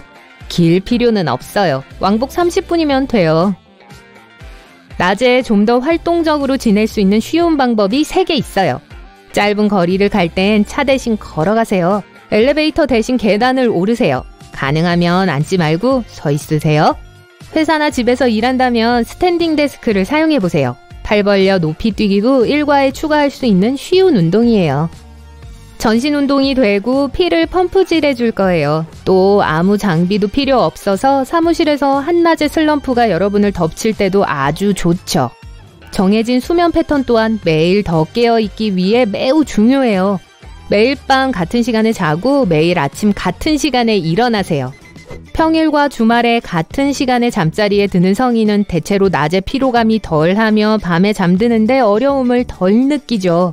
식물이 충분한 물을 얻지 못하면 시드는 것처럼 우리 몸도 H2O가 필요할 때 제대로 기능하지 못하게 됩니다. 하루 종일 물을 많이 마시는 건 여러분이 에베레스트 산에 오르려고 하든 그냥 동네 가게에서 쇼핑을 하든 에너지 수준을 높게 유지하는 데 도움이 될 거예요. 스트레스는 여러분이 열심히 쌓은 에너지를 많이 소모해요. 마감일이 있거나 중요한 시험이 다가왔다면 스트레스를 줄이는데 이 팁을 써보세요. 좋아하는 노래를 들어보세요. 좋은 책을 읽으세요. 절친들과 놀아보세요. 요가나 명상을 해보세요. 온라인에 집에서 할 수 있는 무료 요가 튜토리얼이 많이 있어요. 명상도 아주 간단해요. 그냥 앉을 조용할 곳을 찾아 편안하게 있어보세요. 숨을 들이쉬고 내쉬면서 호흡에 집중하세요. 또 시간을 제한해야 해요. 명상을 처음 하는 사람이라면 5분에서 10분 정도의 적은 시간부터 시작하세요. 인터넷에 여러분을 진정시키고 집중시키는 데 도움이 되는 명상음악이 많이 있어요. 이 중에 여러분을 편안하게 하는 게 뭐든지 여러분의 기분을 상쾌하게 하고 에너지 수준을 높여주는 가장 확실한 방법이에요. 자, 이제 이 모든 걸 시도해봤지만 여전히 피곤하다면 다른 이유가 있을지도 몰라요. 음식 과민증은 당신을 매우 나른하게 만들 수 있고 에너지와 수면에 영향을 미칠 수 있어요. 글루틴, 유제품 또는 달걀 알레르기는 굉장히 흔해요. 또 비타민으로부터 많은 에너지를 얻기도 하죠. 시금치, 브로콜리, 붉은 육류, 칠면조에서 철분을 얻을 수 있어요. 비타민 D는 주로 버섯, 기름진 생선, 해산물, 그리고 가장 중요한 건 햇빛에서 얻을 수 있어요. 우유, 달걀, 그리고 소고기는 B12의 훌륭한 공급원이죠. 만약 식습관을 바꾸는 것이 무리라면 동네 약국에서 비타민 보충제를 찾을 수 있어요. 그거면 될 거예요. 연말 분위기는 홀리데이 장식과 함께합니다. 반짝이는 조명, 가랜드, 스노우 글로브가 모두 그 일부죠. 털복숭이 친구들도 이런 장식품을 가지고 노는 걸 좋아합니다. 하지만 이런 장식물에 숨은 위험이 있다는 사실을 알고 계셨나요? 연말연시뿐만 아니라 1년 중 어느 때든 반려동물을 위한 가정에서의 안전수칙을 자세히 살펴보세요. 1번은 틴셀입니다. 축하 분위기를 고조시키는데 가장 많이 사용되는 옵션이죠. 사방에 뿌려지는 것으로도 알려져 있습니다. 트리를 장식해보신 적이 있다면 눈치채셨을 거예요. 반려동물, 특히 고양이가 이러한 장식을 좋아해요. 하지만 고양이가 반짝이 조각을 먹으면 장에 문제를 일으킬 수 있습니다. 정서적 영향은 말할 것도 없고 그 결과 금전적으로도 많은 비용이 들 수 있어요. 이물질을 제거하는 수술 비용은 수백 달러에 달할 수 있습니다. 반짝이는 물건의 매력을 과소평가하지 마시고 반려동물을 잘 살펴보세요. 2번은 장식용 조명입니다. 다 쓰고 나서 상자를 넣으면 1년 내내 엉킨 채로 상자에 보관되죠. 내년에 상자를 열고 엉킨 전구를 풀기 위해 애를 먹게 될 거예요.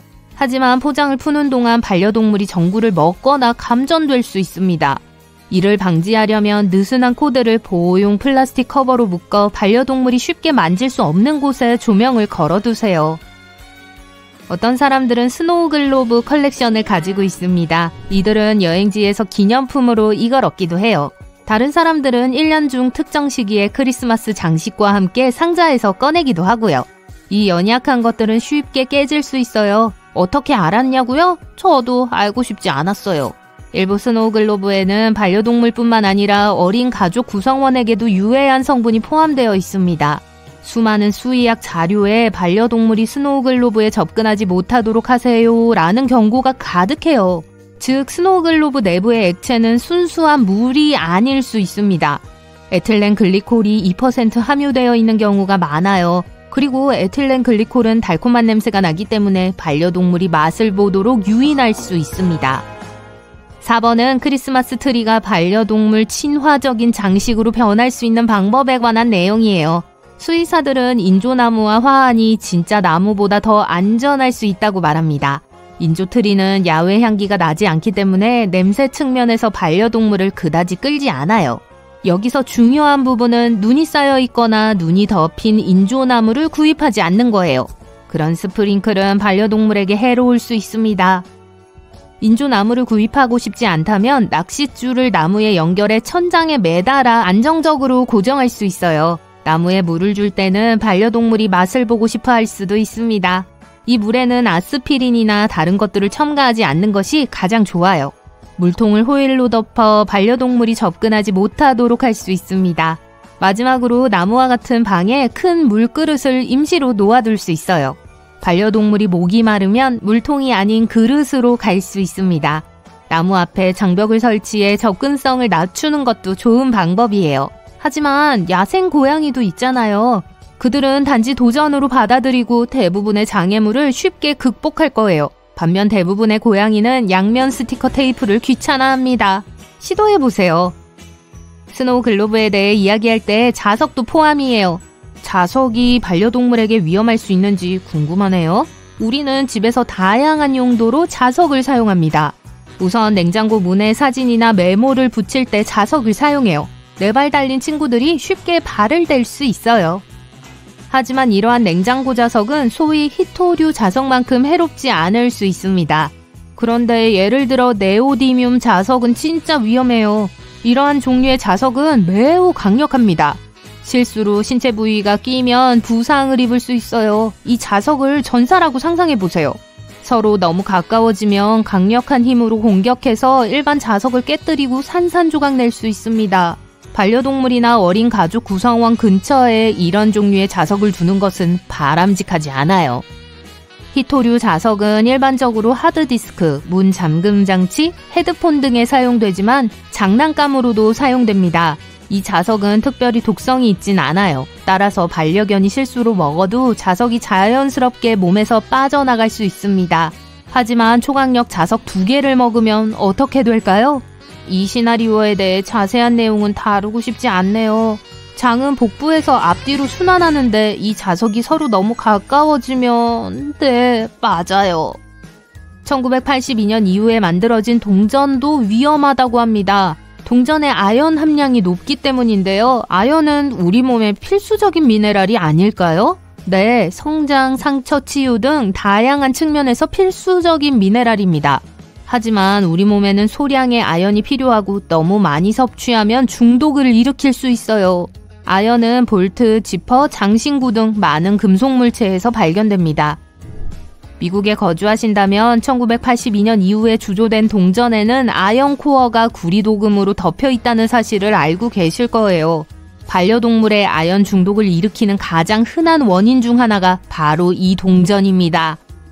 가정용 식물과 꽃다발도 위험할 수 있어요. 키우고 싶은 튤립 꽃다발이 있는데 고양이가 꽃병을 테이블에서 밀어내려고 하는 모습이 너무 재미있어 보인다고 가정해 볼게요.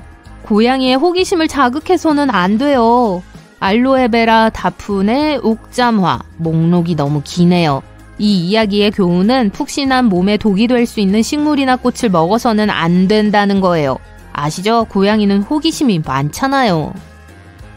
다음은 배터리입니다. 배터리가 폭발하면 내부의 산성물질이 누출될 수 있어요.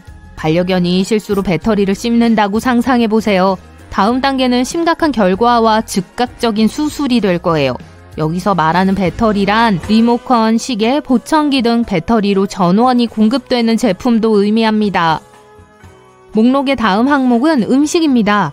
반려동물이 나도 맛보고 싶어, 한 입만 달라고 사람아 하고 눈빛을 보내는 동안 음식을 먹는 게 얼마나 힘든 일인지 잘 알아요.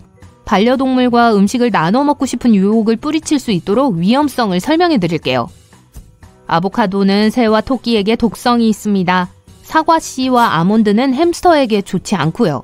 토끼가 상추를 먹는다는 속설이 있는데요. 실제로 일부 종류의 상추는 토끼의 식단에 포함시켜서는 안 돼요. 예를 들어 빙산 상추에는 락투카리움이 포함되어 있는데 반려동물이 너무 많이 먹으면 해로울 수 있습니다. 또 다른 속설은 고양이가 우유를 마셔야 한다는 건데요. 그렇지 않습니다. 놀랍게도 대부분의 고양이는 유당불내증이 있기 때문에 우유는 고양이에게 좋지 않아요. 초콜릿, 마늘, 포도, 건포도도 반려동물에게 위험할 수 있습니다. 어떤 음식이 얼마나 독한지는 반려동물의 종, 동물이 먹은 잠재적으로 해로운 음식의 양 등 여러 요인에 따라 달라져요. 결국 반려동물에 대해 누구보다 잘 아는 사람은 주인입니다. 반려동물이 배변하는 데 걸리는 시간이나 냄새를 이미 알고 계실 거예요. 그러니까 항상 준비하세요. 반려동물의 행동을 관찰하세요. 식욕이 감소하나요? 안전하게 가는 게 가장 좋습니다. 반려동물이라고 하면 개, 고양이, 햄스터 같은 동물을 떠올리기 마련입니다. 하지만 곰, 부엉이, 악어와 같은 이국적인 동물을 키우는 사람들도 있어요. 세계동물보호연맹에 따르면 미국에서만 5,000마리의 호랑이를 키우는 것으로 추정됩니다. 이 숫자에는 동물원도 눈사람을 만들고 싶으세요? 녹지 않고 날씨에 상관없이 함께할 눈사람 어때요? 게다가 그걸 만들기 위해 눈이 내리기를 기다릴 필요도 없어요. 궁금하시죠? 제가 이 재미있는 프로젝트의 모든 단계를 안내해 드릴게요. 우선 몇 가지 재료가 필요합니다. 펜과 종이를 가져오세요. 필요한 재료들을 모두 알려드릴게요.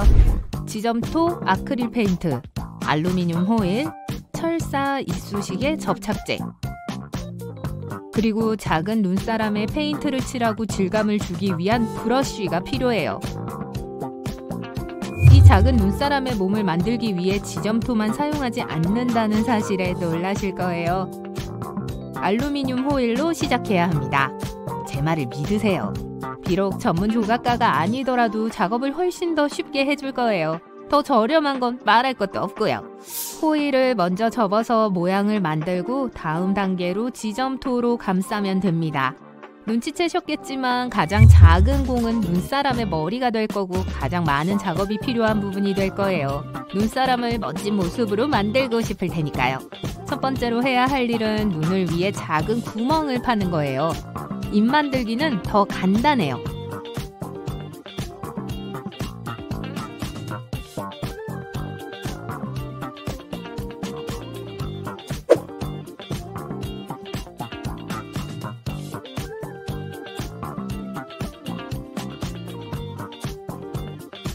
쉐이핑 도구를 사용해서 베이스로 선을 그리고 저를 따라서 디테일과 깊이를 더하세요.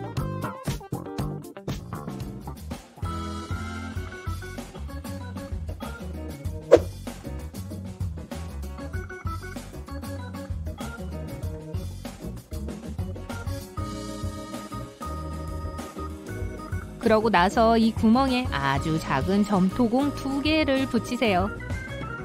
단순히 눈을 그리는 것보다 눈사람의 얼굴을 더 사실적으로 보이게 해줄 거예요. 눈은 마음의 창이라고 하잖아요. 그런데 이걸 보니까 팀버튼 영화가 생각나죠? 아, 그리고 당근코를 잊으면 안 돼요. 하지만 여기서는 진짜 당근을 사용하지 않아요. 모든 것이 잘 진행되고 있어요. 거의 다 됐어요.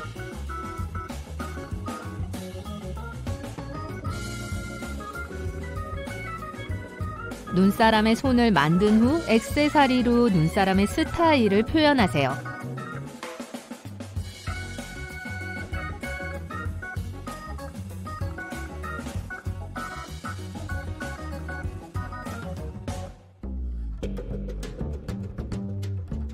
그러고 나서 눈사람 색에 색을 입혀야 할 차례예요. 하지만 조심하세요.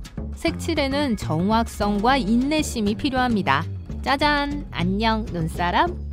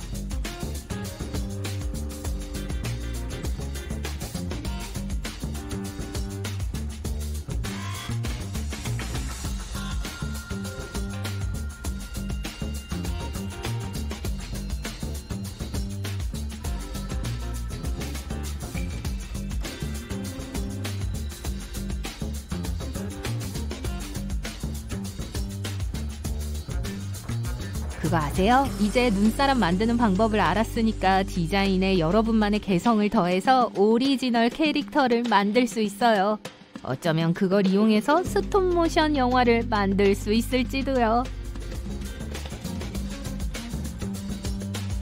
행운을 빌어요.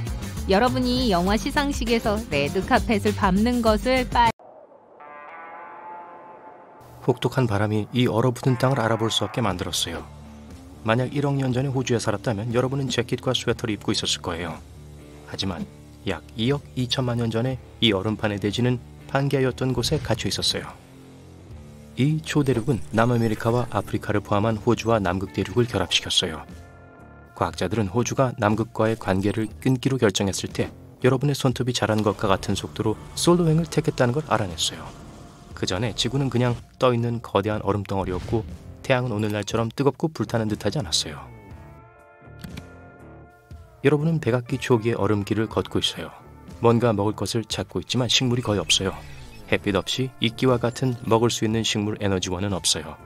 그래서 괜찮은 간식거리를 찾는 건 유니콘과 우연히 부딪히게 되는 것 같은 운이죠.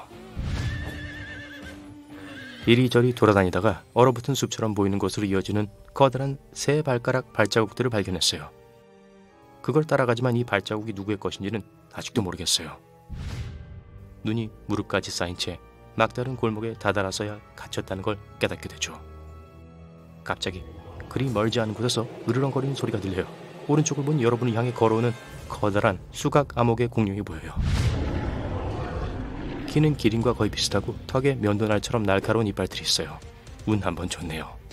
이 공룡은 육식성이며 아마 선사시대 육식계의 최고 경영자일 거예요. 과학자들은 7m 길이의 극지 육식동물과 더 큰 친구들에게서 쉽게 도망칠 수 있는 더 작은 포식자를 포함해 최종 15종의 다양한 공룡종을 발견했어요. 그렇게 큰 이빨을 가진 짐승이 다가오자 여러분은 깊은 눈 속을 헤쳐나가려고 해요. 나무에 걸려서 공룡이 빠르게 움직이지 못해서 다행이에요. 다리를 허리 위로 들어 올리고 리듬을 잘 타면서 제 시간에 빠져나왔어요. 공룡이 가까워질수록 여러분은 눈을 뚫고 나가서 잎이 진 나무 사이로 몸을 숨깁니다. 이번엔 운이 좋았지만 여러분을 잡으러 다시 올 거예요. 식물과 잎 화석은 그 시절 남극이 오늘날처럼 춥지 않았다는 걸 보여줘요. 그리고 반대편인 북부 알래스카도 마찬가지였어요. 하지만 7천만 년에서 1억 년 전에 사는 것은 그리 편안하지 않았어요. 티라노는 반박의 여지가 없는 공룡의 왕이었어요. 과학자들은 몬태나와 텍사스 같은 건조한 곳에서 뼈와 화석을 발견했지만 헬라스카에서 티라노 화석을 발견했을 땐 충격을 받았죠. 또 북극 지역에는 뿔, 긴 목, 깃털이 있는 공룡 화석도 있었어요. 비록 티라노가 최상위 포식자였지만 여러분이 예상했던 것처럼 빠르진 않았어요. 하지만 그긴 여러분이 목숨아 나 살려라 할 정도로 뛰게 하기에 충분했죠. 티라노가 가장 좋아하는 식사 중 하나는 몹시 추운 지역에 사는 코끼리 크기의 오리부리를 한 공룡인 에드몬토사우루스였어요. 이 생물들은 아마 느린 이주자였을 것이고 혹독한 환경 속에서 살 쉼터를 찾지 못했을 겁니다. 그들의 턱은 그들이 초식동물이며 어딜 가든지 먹을 수 있는 식물을 찾아야만 했다는 것을 보여주고 있어요. 그들은 뛰기보단 정처 없이 돌아다녔기 때문에 끊임없이 이동했을 거예요. 과학자들은 이들이 시속 약 2km의 굉장히 느린 속도로 걸었을 거라고 주장해요. 심지어 거북이도 이들을 앞지를 수 있어요. 여러분이 그 당시에 공룡이었다면 아마 인생에서 가장 어려운 결정 중 하나에 직면하게 될 거예요. 엄마 아빠와 함께 살거나 독립하거나. 농담이에요. 사실 선택해야 할 건 겨울을 나거나 도망가는 거였어요. 그 추운 땅에 남아있던 공룡들을 둥지를 틀고 1년 내내 머물렀죠. 일부 과학자들은 이 극지 공룡들이 온열 공룡인지 냉열 공룡인지에 대해 논쟁 중이에요. 포유류와 조류는 근육과 신진대사를 이용해서 체온을 유지하기 위한 내부 메커니즘이 있어요. 그래서 추울 때 우리 몸이 떨린 거예요. 파충류는 휴대폰을 충전하는 것처럼 열을 흡수하고 하루 동안 충전하기 위해 태양 아래에서 햇빛을 쬐거나 열을 발생시키는 주변 환경 옆에 누워 있어야 해요. 그땐 폰이라는 게 없었죠. 먹을 것을 찾기 위해 계속 걸어요. 배에서 꼬르륵 소리가 나고 점점 약해지는 게 느껴져요. 바람이 불어서 눈이 여러분에게 날아와요. 두꺼운 코트와 제대로 된 하의를 입고 있어서 다행이에요. 피곤해지고 있고 쉴 곳을 찾아야 해요. 하지만 황무지에서 한 곳에 머무는 건 포식자에게 열린 뷔페 대접을 하는 것과 같아요. 여러분은 다가오는 눈보라를 피해 몰래 빠져나와 작은 동굴로 간신히 숨어 들어갔어요. 몸을 따뜻하게 하기 위해 작은 불을 피우는데 뒤돌아보니 동굴 내부가 더 확장되어 있는 걸 알 수 있었어요. 재빨리 횃불을 만들고 안으로 걸어 들어갑니다. 과학자들은 어떤 공룡들은 폭풍에서 살아남기 위해 굴을 팠을지도 모른다고 했어요. 호주 남부에서 약 1억 년 전 굴을 파고 사는 생물들의 서식지와 비슷한 구조물들을 발견했어요. 몇 시간 동안 걸은 후 마침내 동굴 반대편 끝에 다다랐지만 이번엔 날씨가 훨씬 좋았고 하늘도 수정처럼 맑았어요. 작은 발자국들이 강으로 이어지는 게 보여요. 이상하게도 물 위에 얼음이 없어요. 그래서 여러분은 손을 모아 재빨리 몇 모금 마셨어요. 갑자기 커다란 그림자가 여러분 뒤를 덮쳐요. 돌아서서 튀어나온 눈을 가진 깃털이 있는 거대한 공룡을 봅니다. 마치 벨로시랩터처럼 보이고 움직이는데 여러분을 마치 간직을 보듯 똑바로 쳐다보고 있어요. 천천히 일어납니다. 이 녀석보다 더 빨리 달릴 수 없다는 걸 알기 때문에 맞서 싸울 수밖에 없어요. 하지만 근처에 또 다른 물체가 나타나요. 레아엘리나 사우라라고 불리는 두 다리로 걷고 긴 꼬리가 있는 작은 초식동물이 튀어나와 강에서 물을 한 모금 마셔요. 육식동물에 관심이 옮겨갔고 여러분을 잊어버렸어요. 갑자기 거대한 수강류가 얼어붙은 숲 뒤에서 달려와 그들을 쫓아요. 여러분은 들키지 않으려고 동굴이 있던 곳으로 달려가요. 인간은 그 당시 대본에 없었어요. 700만 년 전 호모사피엔스는 유인원에서 분리되어 20만에서 30만 년 전에 완전히 독립적인 종이 되었어요. 네안데르탈인들도 번성했죠. 호모사피엔스가 아프리카에서 살면서 번창하는 동안 네안데르탈인은 유럽과 아시아 지역으로 이주했고 빙하 시대를 거친 최초의 인간이었죠. 과학자들은 네안데르탈인이 호모사피엔스와 경쟁할 수 없었고 서서히 사라졌다고 주장했어요. 그중 몇몇은 호모사피엔스와 통합되었죠. 지구는 5번의 빙하 시대를 겪었어요. 이건 지구의 물리적 구조를 영구적으로 바꿀 만큼 강력했는데 부분적으로 지구의 조경 디자인에 책임이 있죠. 우린 사실 바로 지금 260만 년 동안 지속되고 있는 빙하 시대의 한가운데 있어요. 하지만 우린 수만 년 동안 지속될 따뜻한 주기 속에 살고 있죠. 네안데르탈인은 호모사피엔스보다 키가 작고 땅딸막했어요. 넓은 코와 큰 두개골을 갖고 있었죠. 과학자들에 따르면 그들은 동굴에서 살았고 돌과 뼈로 옷을 만들고 도구를 만들었다고 해요. 또 호모사피엔스처럼 물어뜯고 씹기 위한 턱에 납작한 이가 있었죠. 빙하기는 호모사피엔스가 적응하고 생존하는 데 필수적인 역할을 했어요. 그들의 동굴에서 사냥과 채집 장면을 그릴 수 있었고 따뜻함, 보호, 요리를 위해 불의 힘을 이용한 최초의 사람들이었죠. 또 몸을 따뜻하게 하기 위해 두꺼운 코트를 만들기 위해 동물 가죽과 뼈 바늘을 이용해 옷을 재봉하는 진보된 시스템을 사용했죠. 그 시절이 좋았죠. 안 그래요?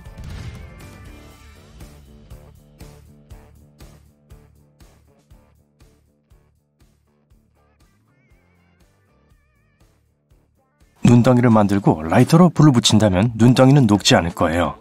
눈은 먼저 검게 변합니다. 그리고 사라지기 시작할 거예요. 하지만 물이 생기진 않아요. 이 현상은 초자연적인 것이 아니에요. 눈은 녹고 있어요. 하지만 눈송이의 구조 때문에 우리가 볼 수 없는 거죠. 눈송이가 녹은 물을 거르게 되는데 상대적으로 느슨하게 뭉쳐진 나머지 눈덩이가 물을 흡수하게 됩니다. 검은 자국은 그저 가벼운 액체가 남긴 그을음 흔적일 뿐입니다. 2017년 한 연구에서는 사람들이 우연히 지구 주위에 보호막을 만들어냈다고 주장했습니다. 모두 우리가 수십 년 동안 매우 낮은 주파수를 사용했기 때문이라고 하는데요. 이 저주파는 방사능과 태양광으로부터 지구를 보호하는 인공 고치를 만들었다고 해요. 헬륨은 목소리의 톤이 높아지고 풍선이 공중에 뜨게 해줍니다. 더 멋진 사실이 있을까요? 네, 헬륨을 섭씨 마이너스 273도의 극한 온도까지 냉각시켜 보세요. 헬륨은 여전히 절대 0도 바로 위에 있습니다. 그때 우리는 이 가스가 초유체로 변하는 걸 보게 될 거예요. 즉, 이 가스는 마찰 없이 움직일 수 있게 되는 거죠. 이 상태에서 헬륨은 꽤 신기한 일을 할 수 있습니다. 겉으로 보기에 고체인 물질에서 누출될 수도 있고 용기가 회전하는 동안 헬륨은 움직이지 않고 그 자리에 있을 수도 있죠. 그리고 헬륨은 심지어 그 용기의 벽을 타고 오를 수도 있어요. 물은 얼면서 동시에 끓을 수 있습니다. 이를 삼중점이라고 하는데요. 이때 물질은 동시에 고체, 액체, 기체가 될 수 있습니다. 하지만 이를 가능하게 하는 압력과 온도는 단 하나뿐입니다. 과학자들은 새로운 물질의 상태를 발견했습니다. 이는 시간 결정이라고도 알려져 있는데요. 시간 결정은 연구실에서 만들어진 것으로 미친 듯이 이해하기 어려운 개념이에요. 이 구조는 공간보다는 시간 내에 주기적으로 반복됩니다. 지난 2020년에 과학자들은 심지어 두 개의 결정이 상호작용하는 것을 목격했다고도 주장했습니다. 티스푼만큼의 흙에는 지구상의 사람들보다 더 많은 미생물이 있습니다. 박테리아, 현미경 곤충, 해조류, 진드기, 곰팡이, 딱정벌레, 지렁이 등 아무 이름이나 대보세요. 다른 말로 하자면 우리 발 밑의 토양은 지금까지 본 것 중 가장 빽빽한 바이오매스 농도를 지니고 있습니다. 병 옆구리에 구멍을 뚫어서 물줄기가 흘러나오게 해보세요. 그런 다음 병을 향해 레이저 포인터를 조준합니다. 그러면 레이저 빔이 이 작은 폭포에 걸려 아래로 굽어지는 것을 볼 수 있을 거예요. 이는 빛이 밀도가 높은 물질을 통과할 때 발생합니다. 우리의 경우엔 물이죠. 그리고 공기처럼 더 낮은 밀도를 가진 무언가의 경계에 부딪힙니다. 그러면 빛은 이렇게 휘어지게 됩니다. 우리의 달에는 원래 대기가 있었습니다. 약 40억 년 전 지구의 천연 위성에서는 화산 폭발이 몇 차례 일어났습니다. 그러면서 수조톤의 엄청난 양의 가스를 방출했습니다. 가스의 양이 너무 많아서 그 가스는 우주로 탈출될 충분한 시간이 없었습니다. 이렇게 해서 대기가 형성되었죠. 새는 다양한 종류의 모양으로 알을 낳습니다. 그리고 알의 모양은 새의 날 수 있는 능력과 관련되어 있는 것으로 보입니다. 새의 비행 능력이 높을수록 알은 더 긴 타원형이고 더 뾰족해집니다. 그리고 땅을 거의 떠나지 않는 새일수록 타원형의 둥근 알을 낳습니다. 게다가 알의 길이는 언제나 새의 실제 크기와 비례합니다. 만약 달걀을 부엌 바닥에 떨어뜨린다면 엄청나게 엉망진창이 되겠죠? 하지만 2m 깊이의 물수면 아래에서 달걀을 떨어뜨리면 그렇지 않을 거예요. 이곳의 압력은 해수면보다 거의 2배나 더 큽니다. 그리고 압력은 달걀이 깨지지 않도록 보호해 줄 거예요. 외계 먼지 입자가 여러분의 옥상에 있을 가능성이 있습니다. 유성진이라고 불리는 이 소행성의 크기는 400 미크론 미만인데요. 바로 모래알의 3분의 1 정도 크기죠. 과학자들에 의하면 매년 약 1000억 개의 유성진이 떨어진다고 합니다. 평균적으로 바다는 8개의 엠파이어 스테이트 빌딩만큼 깊습니다. 마리아나 해구와 세계 대양의 가장 깊은 곳인 챌린저 해협의 깊이는 더더욱 인상적입니다. 이곳은 엠파이어 스테이트 빌딩을 25개나 설치할 수 있을 만큼 깊어요. 차가운 물은 뜨거운 물보다 더 느리게 얼어요. 이는 음펜바 효과라고도 알려져 있습니다. 그 이유 중 하나는 뜨거운 물은 식기 시작하면 그 질량이 감소하기 때문인데요. 이는 물이 조금 증발하기 때문이에요. 얼릴 물이 더 적게 남았으니까 얼리는 시간도 적게 걸리는 거예요. 반면에 차가운 물은 뜨거운 물보다 더 빨리 가열됩니다. 가열 속도는 액체와 액체 주변의 온도차에 따라 달라집니다. 따라서 차가운 물은 열을 흡수하는 데 시간이 덜 필요하게 됩니다. 하지만 그렇다고 차가운 물이 뜨거운 물보다 더 빨리 끓는다는 것을 의미하진 않습니다. 질렌디아는 태평양에 있는 가라앉은 대륙입니다. 대륙의 조각 또는 마이크로 대륙이라고도 합니다. 질렌디아의 면적은 거의 200만 평방마일이나 되는데 이는 미국의 절반 정도 크기입니다. 이 대륙은 약 2300만 년 전에 물속에 잠겼습니다. 뉴질랜드는 해수면 위에 남아있는 질렌디아의 가장 큰 부분이죠. 사람들은 여전히 진화하고 있습니다. 과학자들은 수백만 명 인간의 이상 징후를 추적해왔는데요. 일부 해로운 유전자는 천천히 그러나 확실하게 인간의 DNA에서 걸러지고 있는 것으로 밝혀졌습니다. 수은은 일반적인 실내 온도와 압력에서 액체 형태를 유지하는 극소수의 금속 중 하나입니다. 이는 모두 수은 원자가 서로 극도로 약하게 결합되어 있기 때문이죠. 연구자들은 오랑우탄이나 침팬지와 같은 유인원이 음악을 감상할 수 없다고 주장합니다. 전혀요. 연구에서는 이들이 심지어 가장 반대되는 장르도 구별할 수 없다는 것을 보여줍니다. 이들에게 음악은 무의미한 소음일 뿐이에요. 액체 한 방울, 최첨단 레이저 3D 프린터로 몇 시간의 작업 과정을 거치면 가장 작은 팽이를 만들 수 있습니다. 이 팽이의 너비는 머리카락의 너비보다 더 좁을 거예요. 오크리지 국립연구소의 연구원들은 겨우겨우 이 작은 팽이를 만들어낼 수 있었죠. 낙타는 약 10분 안에 30갤런의 물을 마실 수 있습니다. 이 물은 낙타의 혈류에 저장됩니다. 지방이 가득한 낙타의 혹은 주변에 음식이 거의 없을 때 낙타에게 영양분을 공급해주죠. 연어나 거북이와 같은 몇몇 바다동물은 집으로 가는 길을 찾기 위해 지구의 자기장을 이용합니다. 기체 형태에서 산소는 무색이고 어떤 냄새도 가지고 있지 않습니다. 하지만 액체나 고체일 때 산소는 옅은 파란색으로 보입니다. 블랙홀에 잡힌 후 별은 거대한 중력에 의해 찢겨지게 됩니다. 이때 별의 일부 유해가 블랙홀로 날아들기도 합니다. 나머지는 플라즈마로 이루어진 거대한 흑옥 형태로 분출되는데 수백 광년 떨어진 곳으로 이동할 정도로 날아가는 힘이 강합니다. 폐는 호흡을 도울 뿐만 아니라 혈액세포도 생산합니다. 이 세포는 출혈을 멈추게 하는 응고 과정을 담당합니다. 폐는 시간당 1000만 개 이상의 작은 세포를 만들어요. 얼마 전 과학자들은 공룡의 가계도를 130년 만에 다시 그려야 한다고 주장했습니다. 분명 두 종의 공룡은 처음부터 같은 종으로 분류되어야 했다고 하면서 말이에요. 이 두 종은 도마뱀 같은 관절을 가진 육식공룡 티렉스, 그리고 새 같은 관절을 가진 채식공룡 스테고사우루스입니다. 주기율표에는 절대 나타나지 않는 두 글자가 있습니다. 바로 J와 Q예요. 공을 떨어뜨릴 때 공을 돌려보세요.